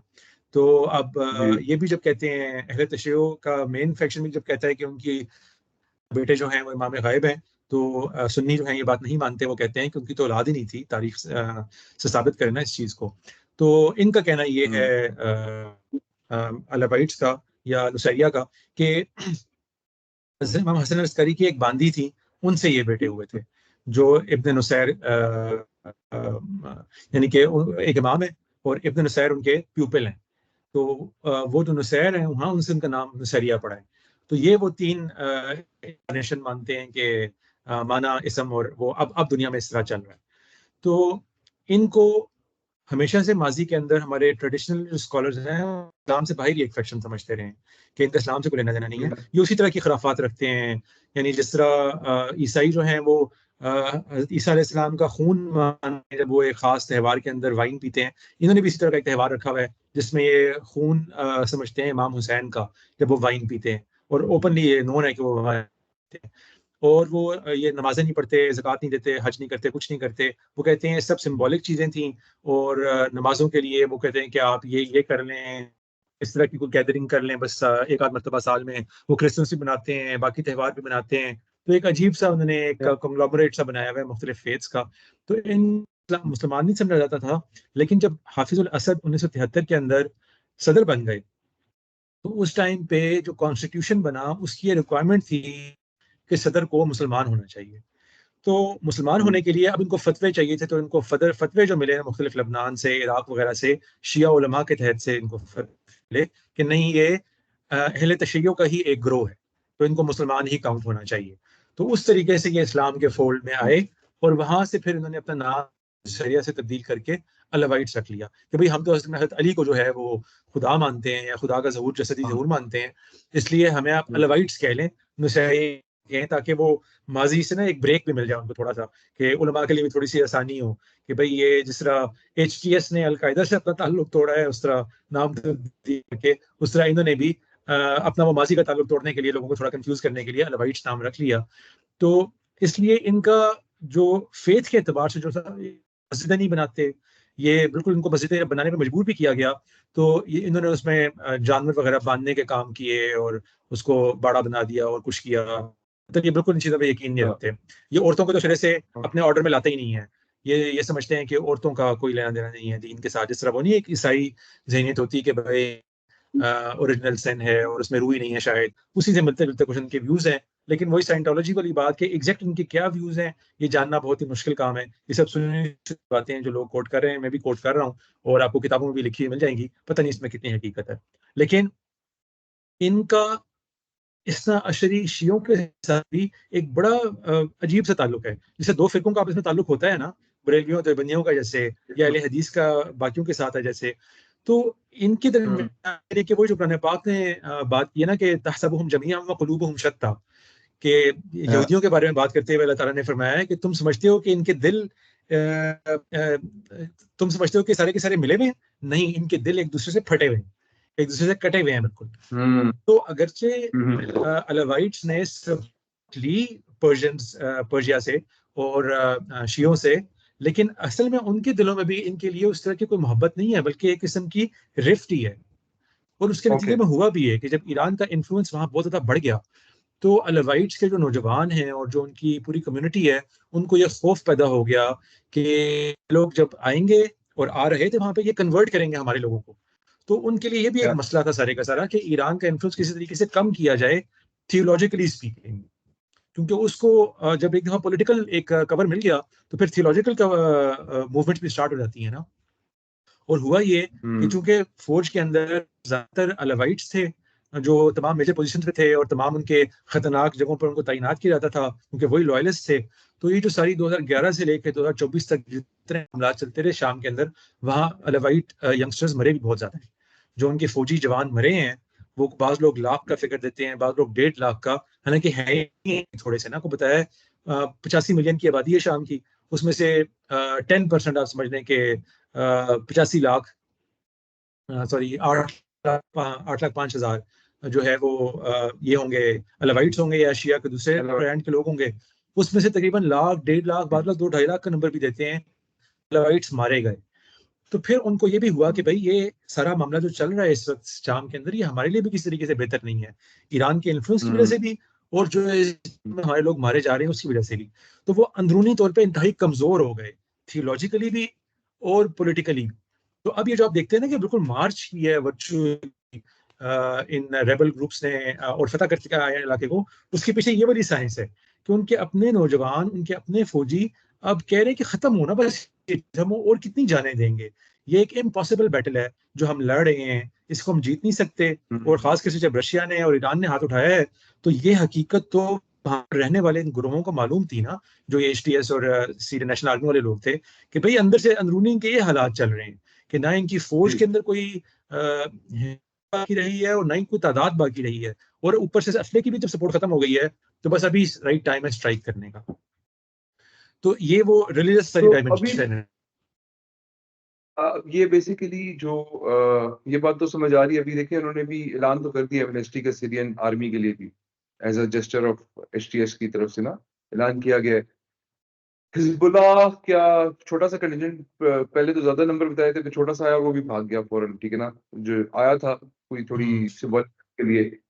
तो इसको ये भी कह रहे हैं कि ये ईरान को भी जो काउंटर करने के लिए, ईरान के लिए भी सेफ, ईरानी जो मतलब जो पावर प्रोजेक्शन है इन द रीजन, उसमें एक उसके लिए ये भी एक जगह थी ना उनकी फोर्सेस की ट्रैवलिंग इधर भी आ सकते थे। तो वो कह रहे हैं ईरान को भी काउंटर करने में ये चीज़ बड़ी मैटर करेगी। मतलब next step is Iran, everybody is saying कि अब ईरान को कुछ करना है ईरान के साथ। ये उसकी it will lead up to that. जी, जी, बिल्कुल, उस पे आते हैं। तो रिल जो है ये साइड है अलवाइट्स की। एचटीएस पे अगर आ जाएँ, तो एचटीएस अब बड़ी हद तक मॉडरेट हो गई हुई है। इसके जो लीडर का बयान अभी सीएनएन पे चल है, बड़ा डिटेल्ड इंटरव्यू था, कोई 45 मिनट घंटे का। वो अगर आप देखें, तो उसने तमाम वो राइट मैसेजिंग की है, जो वेस्ट के कानों को सुननी चाहिए होती है। और उसने इंतखाब भी जिस न्यूज़ चैनल का किया है, वो जानबूझ के अमेरिकी सीएनएन का किया है। उसने डीडब्ल्यू को नहीं दिया इंटरव्यू उस तरह का, उसने अल जजीरा को नहीं दिया, जिसको आमतौर पे लोग करते हैं इस तरह के मौके पे। जानबूझ के सीएनएन को इंटरव्यू दिया है, क्योंकि वो हाँ, एक मैसेजिंग करना चाहते थे। और वो यही थी कि भई हम एक मॉडरेट ग्रुप हैं, और जो हुँ। एनालिसिस है उसका वो यही है कि ये तालिबान की तरह का आप एक ग्रुप बनना चाहते हैं। इन्होंने तालिबान की एक हाँ, सक्सेस स्टोरी देख ली है। जी। हाँ। ये जो तालिबान के साथ जो इनके वो कंपैरिज़न किया जा रहा है, वो बड़ा हुँ। अजीब-सा लग रहा था ना कि तालिबान की बिल्कुल डिफरेंट हिस्ट्री है, या शायद उस मॉडल को पेश किया जा रहा है कि भई this is what they are trying to do. बस यही है ना, असल में तालिबान ने एक सक्सेसफुल मॉडल पेश कर दिया ना, जिसमें वो अपने ग्लोबलिस्ट एम्स और एजेंडाज से अलकायदा के बिलमुकाबिल अलहदा हो जाते हैं। वो कहते हैं हमारे को एक्सपेंशनिस्ट जी। एजेंडा ही नहीं है, हम अपने मुल्क की हद तक कोई मामलात करने की इजाजत दो, अगर नहीं दोगे तो आके हुँ, लड़ना पड़ेगा, तुम्हें मरवाओ अपनी फौजी यहाँ पे आके। तो ये मॉडल उन्होंने देखा है कामयाब हो गया है, हुँ, तो इन्होंने भी वही एक किस्म की, चाहे एक ऑनेस्ट लिबरलाइजेशन हुई हो इनके अंदर, मॉडरेशन आई हो इनके अंदर, जो एक दीनी तालीम के नतीजे में भी आती है। क्योंकि जो बयान दिया है जी, मोहम्मद अल जुलानी ने, उससे तो ऐसे ही लग रहा है कि कह रहा था कि हाँ, मैं 20-20 के अंदर इंसान और तरह का होता है, 30s और 40s में और तरह का होता है। तो हमें भी समझ आई है दुनिया की, हम भी समझते हैं कि तमाम ग्रोहों को उनके हकूक हुँ, मिलने चाहिए। एक पूरी इकट्ठी को बॉडी बननी चाहिए जिसमें लोगों के हकूक का तहफुज किया जाए। तो वो बिल्कुल तालिबान वाली मैसेजिंग करके ही वो हुकूमत में आ रहा है। हुँ, लेकिन साथ उसके फ्री से वो सिर्फ नेशनल आर्मी है, जो एक किस्म की सेकुलर एम्स रखती है, वो कोई उस तरह के रिलीजियस एम्स नहीं है। और फिलहाल तो बहरहाल मेन लैंड की हद तक सीरियन डिफेंस फोर्सेस भी उसका शामिल है, जो कुर्दिश लोगों का ही एक वो है, एक बॉडी है। तो अब ये या तीनों कैसे आपस में एक बैलेंस ड्रॉ करेंगी, इसके बारे में गुफ्तगू कर लेते हैं, और मुस्तकबिल क्या है इसके बारे में भी गुफ्तगू कर लेते हैं आखिरी 10 मिनट के अंदर। हुँ, मुझे एग्जैक्टली 10-10 मिनट्स पे रोक देना, ताकि फिर हमारा बहुत लंबा ना हो ये। आपको बताइए कि या अमेरिका ने अच्छे कुछ मैसेजिंग की है इस इंटरव्यू के बाद भी। बाइडेन ने बाकायदा एक बयान दिया है। वही बयान, अगरचे बाइडेन की बयान की अब कोई हैसियत नहीं रही क्योंकि ट्रंप पावर में आएगा, लेकिन फिलहाल अभी जो कुछ महीने बाकी हैं, फरवरी 20 तक, उस टाइम तक हम ये देख सकते हैं कि क्या पॉलिसी चलेगी। तो वो ये है कि हम इन बयानात से खुश हैं जो एचटीएस हुँ, ने दिए हैं।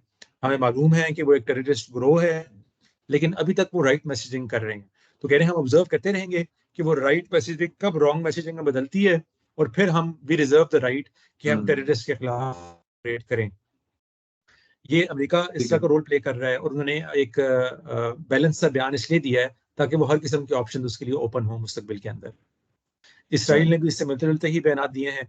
और वो अगरचे इसराइल की बड़ी अजीब सी अप्रोच थी, वो ये भी चाहता था कि बशर उल असद जो है वो शीइज्म के इन्फ्लुएंस से बाहर निकले, लेकिन वो ये भी चाहता था कि वो बरकरार भी रहे शाम के अंदर, क्योंकि उसको पता था कि जब डिक्टेटर्स जाते हैं इलाकों, तो जिस तरह इराक में हुआ, जिस तरह बाकी इलाकों के अंदर हुआ, फिर मामला कंट्रोल में नहीं आते किसी के भी।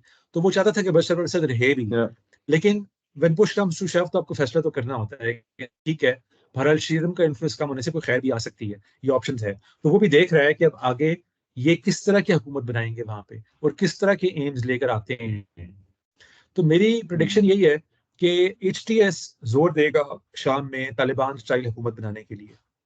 और अगर वो उस स्टाइल की हुकूमत बनाने के हुँ, लिए देता है, देती है वो पार्टी, तो इस चीज़ का शदीद अंदेशा है कि एक सिविल वॉर वहाँ पे ना स्टार्ट हो जाए, क्योंकि लोग जो हैं शाम के अंदर बहुत पढ़े लिखे लोग हैं, बड़े लर्नड लोग हैं। अफगानिस्तान वाला हाल नहीं है वहाँ का कि जहाँ पे लोगों की माश का जरिया ही जंगें बन गई हों।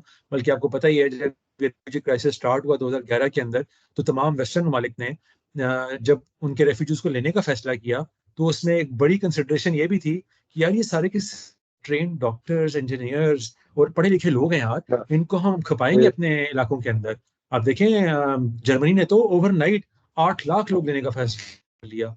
स्वीडन ने भी इसी तरीके से अपनी पॉपुलेशन से ज्यादा लोग रेफ्यूजीज सीरिया से ले लिए। अमेरिका ने भी पहले इनिशियली 85,000 का कहा, फिर उसने कहा नहीं लाख, फिर वो कहते हैं हम आगे इसको और भी बढ़ाएंगे वगैरह वगैरह। सब मालिक बरतानिया ने बाद में ले लिए। तो ये पढ़े लिखे लोग हैं। इनके यहाँ अगर तालिबान स्टाइल ऑफ हुकूमत आती है और वो कि उसी तरह लड़कियों की तालीम को ख़त्म कर देना और एक रिलीजियस किस्म की हुकूमत कायम करने की तरफ अगर आगे बढ़ेंगे, तो इसका शदीद अंदेशा है कि फिर एक कॉन्फ्लिक्ट वहां पर मजीद स्टार्ट हो सकता है, इन फाइटिंग स्टार्ट हो सकती है वहां पे। लेकिन अगर फ्री सीरियन आर्मी और वहां की जनरल पॉपुलेस HTS को मजीद मॉडरेट होने पर आमादा कर लेती है कि वो डेमोक्रेसी की तरफ आगे बढ़े, तो ये एक बहुत बड़ी कामयाबी होगी। ये मुझे लग बहुत मुश्किल इसलिए रहा है, ये अनफॉर्चुनेट है कि हमारे जो ट्रेडिशनल इस्लाम है उसमें जमहूरियत अभी तक कोई जगह नहीं बना सकी आइडियोलॉजिकल लेवल के ऊपर। तो वो अभी तक जमहूरियत को उस तरह व्यू नहीं करते, उस तरह कोई एक लेजिटिमेट फॉर्म ऑफ गवर्नमेंट नहीं समझते। इसलिए मेरा ख्याल है कि HTS रेजिस्ट करेगी इसको। लेकिन ये एक बहुत बड़ी कामयाबी जाएगी कि अगर लेबनान के मॉडल के ऊपर वो एक बैलेंस ड्रॉ करने की बात कर लें, वो कोई मुस्तकबिल का लाया अमल दे दें कि हम 8 से 10 सालों के अंदर कोई इस्लामिक कोई लाने की कोशिश करेंगे। फिलहाल हम डेमोक्रेटिक अंदाज से एक जो है ना उसे क्या कहते हैं प्रोपोर्शनल रिप्रेजेंटेशन के मॉडल पर चाहे चाहे ओपन इलेक्शंस के जरिए से हम एक मुल्क बनाने की कोशिश करते हैं, तो उससे मेरा ख्याल है कि वहां पे खैर आने का इम्कान है। उसमें फिर भी ये जो तीसरा ग्रुप है सीरियन डेमोक्रेटिक फोर्सेस वाला, उनके साथ किसी किस्म का ट्रूस पे इनको रीच करना पड़ेगा। लेकिन वो आसान हो जाएगा अगर ये तालिबान स्टाइल हुकूमत नहीं बनाते। अगर तालिबान स्टाइल हुकूमत उन्होंने बनाया, तो फिर वो एक थॉर्न इन देयर साइड रहेगा, PKK वाला जो ग्रुप है, और उसके साथ उनको बैलेंस ड्रॉ करना मुश्किल होगा और एक कंटिन्यूस वॉर की सूरत बनी रहेगी इनके यहाँ। अगरचे वो उसी तरह की होगी जिस तरह की अफगानिस्तान में मुख्तलिफ ग्रोहों के दरमियान चलती रहती है, एक जनरल पीस शायद एस्टैब्लिश हो जाए फिर भी। लेकिन ये जो भी आउटकम निकलेगा, अगर ये वाला निकलता है कि जिसमें एक डेमोक्रेटिक पार्लियामेंट बन जाती है या प्रोपोर्शनल रिप्रेजेंटेशन से एक फॉर्म ऑफ गवर्नमेंट बन जाती है, तो ये अमेरिका के लिए भी बेहतर होगी, इसराइल के लिए भी बेहतर होगी और शायद दुनिया के लिए भी बेहतर होगी। अगर तालिबान स्टाइल हुकूमत हमें बन गया, तो ये इससे शायद उस तरह की थ्रेट तो अमेरिका और इसराइल को महसूस ना हो, लेकिन ये स्टेबल नहीं हो सकेगी शाम के अंदर, क्योंकि मैंने आपको बताया वहां पर जो पढ़े लिखे लोग हैं ज्यादा तादाद के अंदर, अगर जो बहुत बड़ी तादाद में जा चुके हैं वहां से, लेकिन उनको बाहर वापस भी तो आना है कभी ना कभी, वो रेफ्यूजीज ही हैं बाहर। सिर्फ स्वीडन ने उनको मेरे ख्याल से अपना नेशनल बनाने की आगे बढ़े हैं, बाकी सब जगह तो वो रेफ्यूजीज ही हैं। तो वो अगर वापस आते हैं, तो वो भी एक मुल्क के लिए एक अच्छा रोल प्ले कर पाएंगे, एक डेमोक्रेटिक हुकूमत पाएगी। और अगर नहीं जी, तो ये मेरा व्यू है इस ओवरऑल सारे मामले के अंदर, जिसमें अगर ये पहली वाली आउटकम निकलती है डेमोक्रेटिक पार्लियामेंट वाली या सम डेमोक्रेटिक फॉर्म ऑफ गवर्नमेंट वाली, तो ये तो मेरे लिए अच्छी होगी, ये एक अच्छा आउटकम होगा सारी दुनिया के लिए, और इसराइल के लिए भी, अमेरिका के लिए भी। और अगर दूसरी वाली निकलती है तालिबान वाली, तो वो दुनिया के लिए तो शायद फिर भी नुकसानदेह ना हो, लेकिन इन अपनी अंदरूनी स्टेबिलिटी के पॉइंट ऑफ व्यू से वो ज्यादा स्टेबल नहीं होगी और दोबारा कोई लड़ाई होने का अंदेशा होगा, और शायद मुस्तकबिल में डाउन द रोड इसराइल के लिए भी उतनी अच्छी ना हो जितनी वो सोच रहे हैं। क्योंकि ये तालिबान साइड हुकूमत में आपको पता ही है, यंगस्टर्स आगे आते हैं और यंगस्टर्स गर्म खून रखते हैं, वो ठंडे तरीके से मामलात को सोच के फैसला नहीं करते, और वो कहेंगे देखो ये हमारा इलाका है, गोलान हाइट्स जो दिया हुआ है इन्होंने, और किसी टाइम पे वापस लेने के लिए कोई यहाँ पे मूव स्टार्ट हो जाएगी, या फिलिस्तीनियों के ऊपर मजालिम भी उठाए जा रहे हैं, उसका बदला लेने के लिए किसी ना किसी किस्म की चलती रहेगी। तो ये दो ऑप्शन में से कोई एक देखते हैं क्या बनता है आगे। अच्छा, ये मुझे बताएं कि बेसिकली देखें, ये Syria is one of the very complex areas, मतलब कोई जितनी आपने हिस्ट्री जान की, इसमें बहुत सारी और भी नुआंसेस हैं, अगर आप बहुत ज्यादा डिटेल में हम Yes. जाएंगे जो कि हमें नहीं। तो गिवन कि ईरान, जीसीसी, इनके भी अपने इन्फ्लुएंस स्फीयर्स है ना विद इन दिस होल वो। तो ये एक दूसरे इनका भी आपस में, आपको पता है, they don't, all three of them, Turkey, GCC and Iran, are at different poles in interest. वो अगर तो आप जैसे कह रहे हैं कि दो मेजर ग्रुप्स ने अगर अग्री कर लिया to form a coalition with democratic wing, वो तो उसमें कुछ ज्यादा शायद उनको नहीं कर सकते, लेकिन उनके अपने इंटरेस्ट जो हर्ट हो रहे हैं और होंगे, वो क्या स्पॉइलर किरदार नहीं अदा करते रहेंगे इसमें? देखिए, इंटरेस्ट हर्ट होंगे सिर्फ ईरान के। टर्की और जीसीसी के इंटरेस्ट जो अलाइन करते हैं सीरियन नेशनल साथ, इसलिए वो सपोर्ट भी कर रहे थे उनको। तो अगर उनको पावर स्ट्रक्चर में अगर एक रोल मिल जाता है तो इसको वो लोग गनीमत जानेंगे और इसको अपने मफादात के उसकी उससे ही देखेंगे, जाविये से ही देखेंगे। इसलिए वो तो इशू नहीं होंगे। इशू ईरान का ही है और मेरा ख्याल है ईरान के खिलाफ एक फाइनल मूव चल पड़ी है। ये अनफॉर्चुनेट है कि इस क्रूशल टाइम के अंदर ट्रंप साहब हुकूमत में आ गए हैं।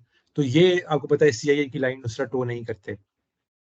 तो या तो ये, मैं इससे पहले शायद अपनी निजी महफिलों में कर चुका हूँ, या तो the powers that be in America Trump से छुटकारा हासिल करेंगे। वो किस तरह छुटकारा हासिल है वो हमें माजी से पता ही है। और अगर छुटकारा हासिल ना किया तो फिर ये बात उसी तरह खटाई में पड़ जाएगी ईरान के खिलाफ कुछ फाइनल इकदाम करने की, जैसे माजी में सीरिया में पड़ी रही। यानी 2011 से लेकर 2024 तक के जो 13-14 साल गुजरे हैं, ये गुजरे ही इसलिए हैं कि बीच में एक तो ट्रंप का एरा आ गया और रशिया ने बीच में इंटरवीन कर दिया। अब अगर रशिया का इन्फ्लुएंस वहां पे ज्यादा दोबारा स्टैब्लिश नहीं होता, और बड़ा मुश्किल लग रहा है कि स्टैब्लिश हो, क्योंकि अमेरिका पूरे तरीके से उसको क्वेल करेगा। उसने सबक सीख ली है 2015 की लेसे फेयर अप्रोच से, कि उसने उस टाइम पे बहुत ज्यादा स्ट्रॉन्ग सपोर्ट नहीं दी, तो जिससे मौका मिल गया रशिया को आने का।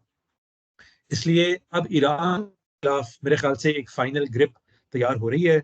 वो क्या रंग लाती है, क्योंकि ईरान को डिस्टेबलाइज करना अमेरिका के जो उसने किस इलाके में कायम करना था और किया हुआ है, उसके खिलाफ जाती है। तो ईरान को किसी और टाइम पे जेर बहस लाएंगे, लेकिन सिर्फ एक ईरान एक डिसेंटिंग पार्टी रह जाएगी, बाकी और कोई डिसेंडिंग पार्टी नहीं रहेगी यहाँ पे। ये लबनान के साथ भी बेहतर ताल्लुकात कायम कर लेंगे, टर्की के साथ भी, और इजिप्ट और जीसीसी के साथ भी। तो वो इशू का तक रिजॉल्व हो जाएगा।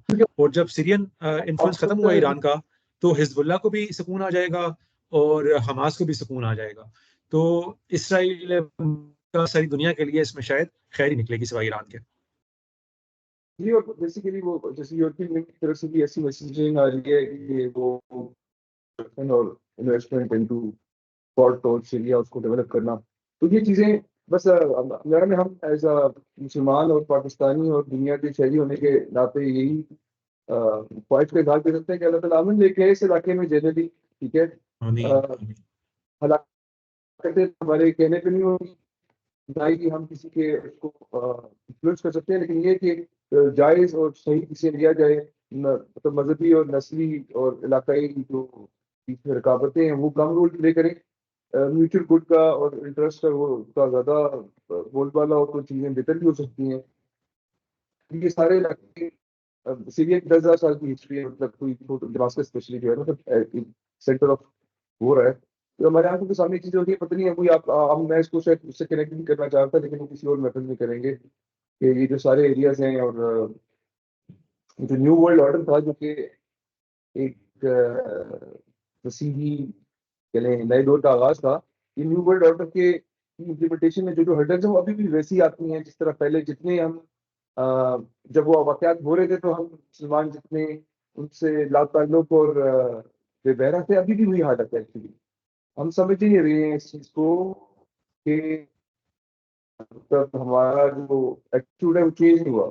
हमें इसमें से खैर तलाश करनी चाहिए अपने लिए, for whatever time we have on this. तो मैं तो बस यही कहना चाहूंगा कि ऐसे ही है। और वो दाबिक का इलाका आपको पता ही है, जो आमतौर पे हदीस में आता है कि यहाँ पे सारा वो आखिरी मार्का पेश आना है मुसलमानों और रोमन्स के दरमियान में, वो भी सीरिया के अंदर ही है। वो ईस्ट में है। वो इलाका वो है जो पीकेके के कंट्रोल में है।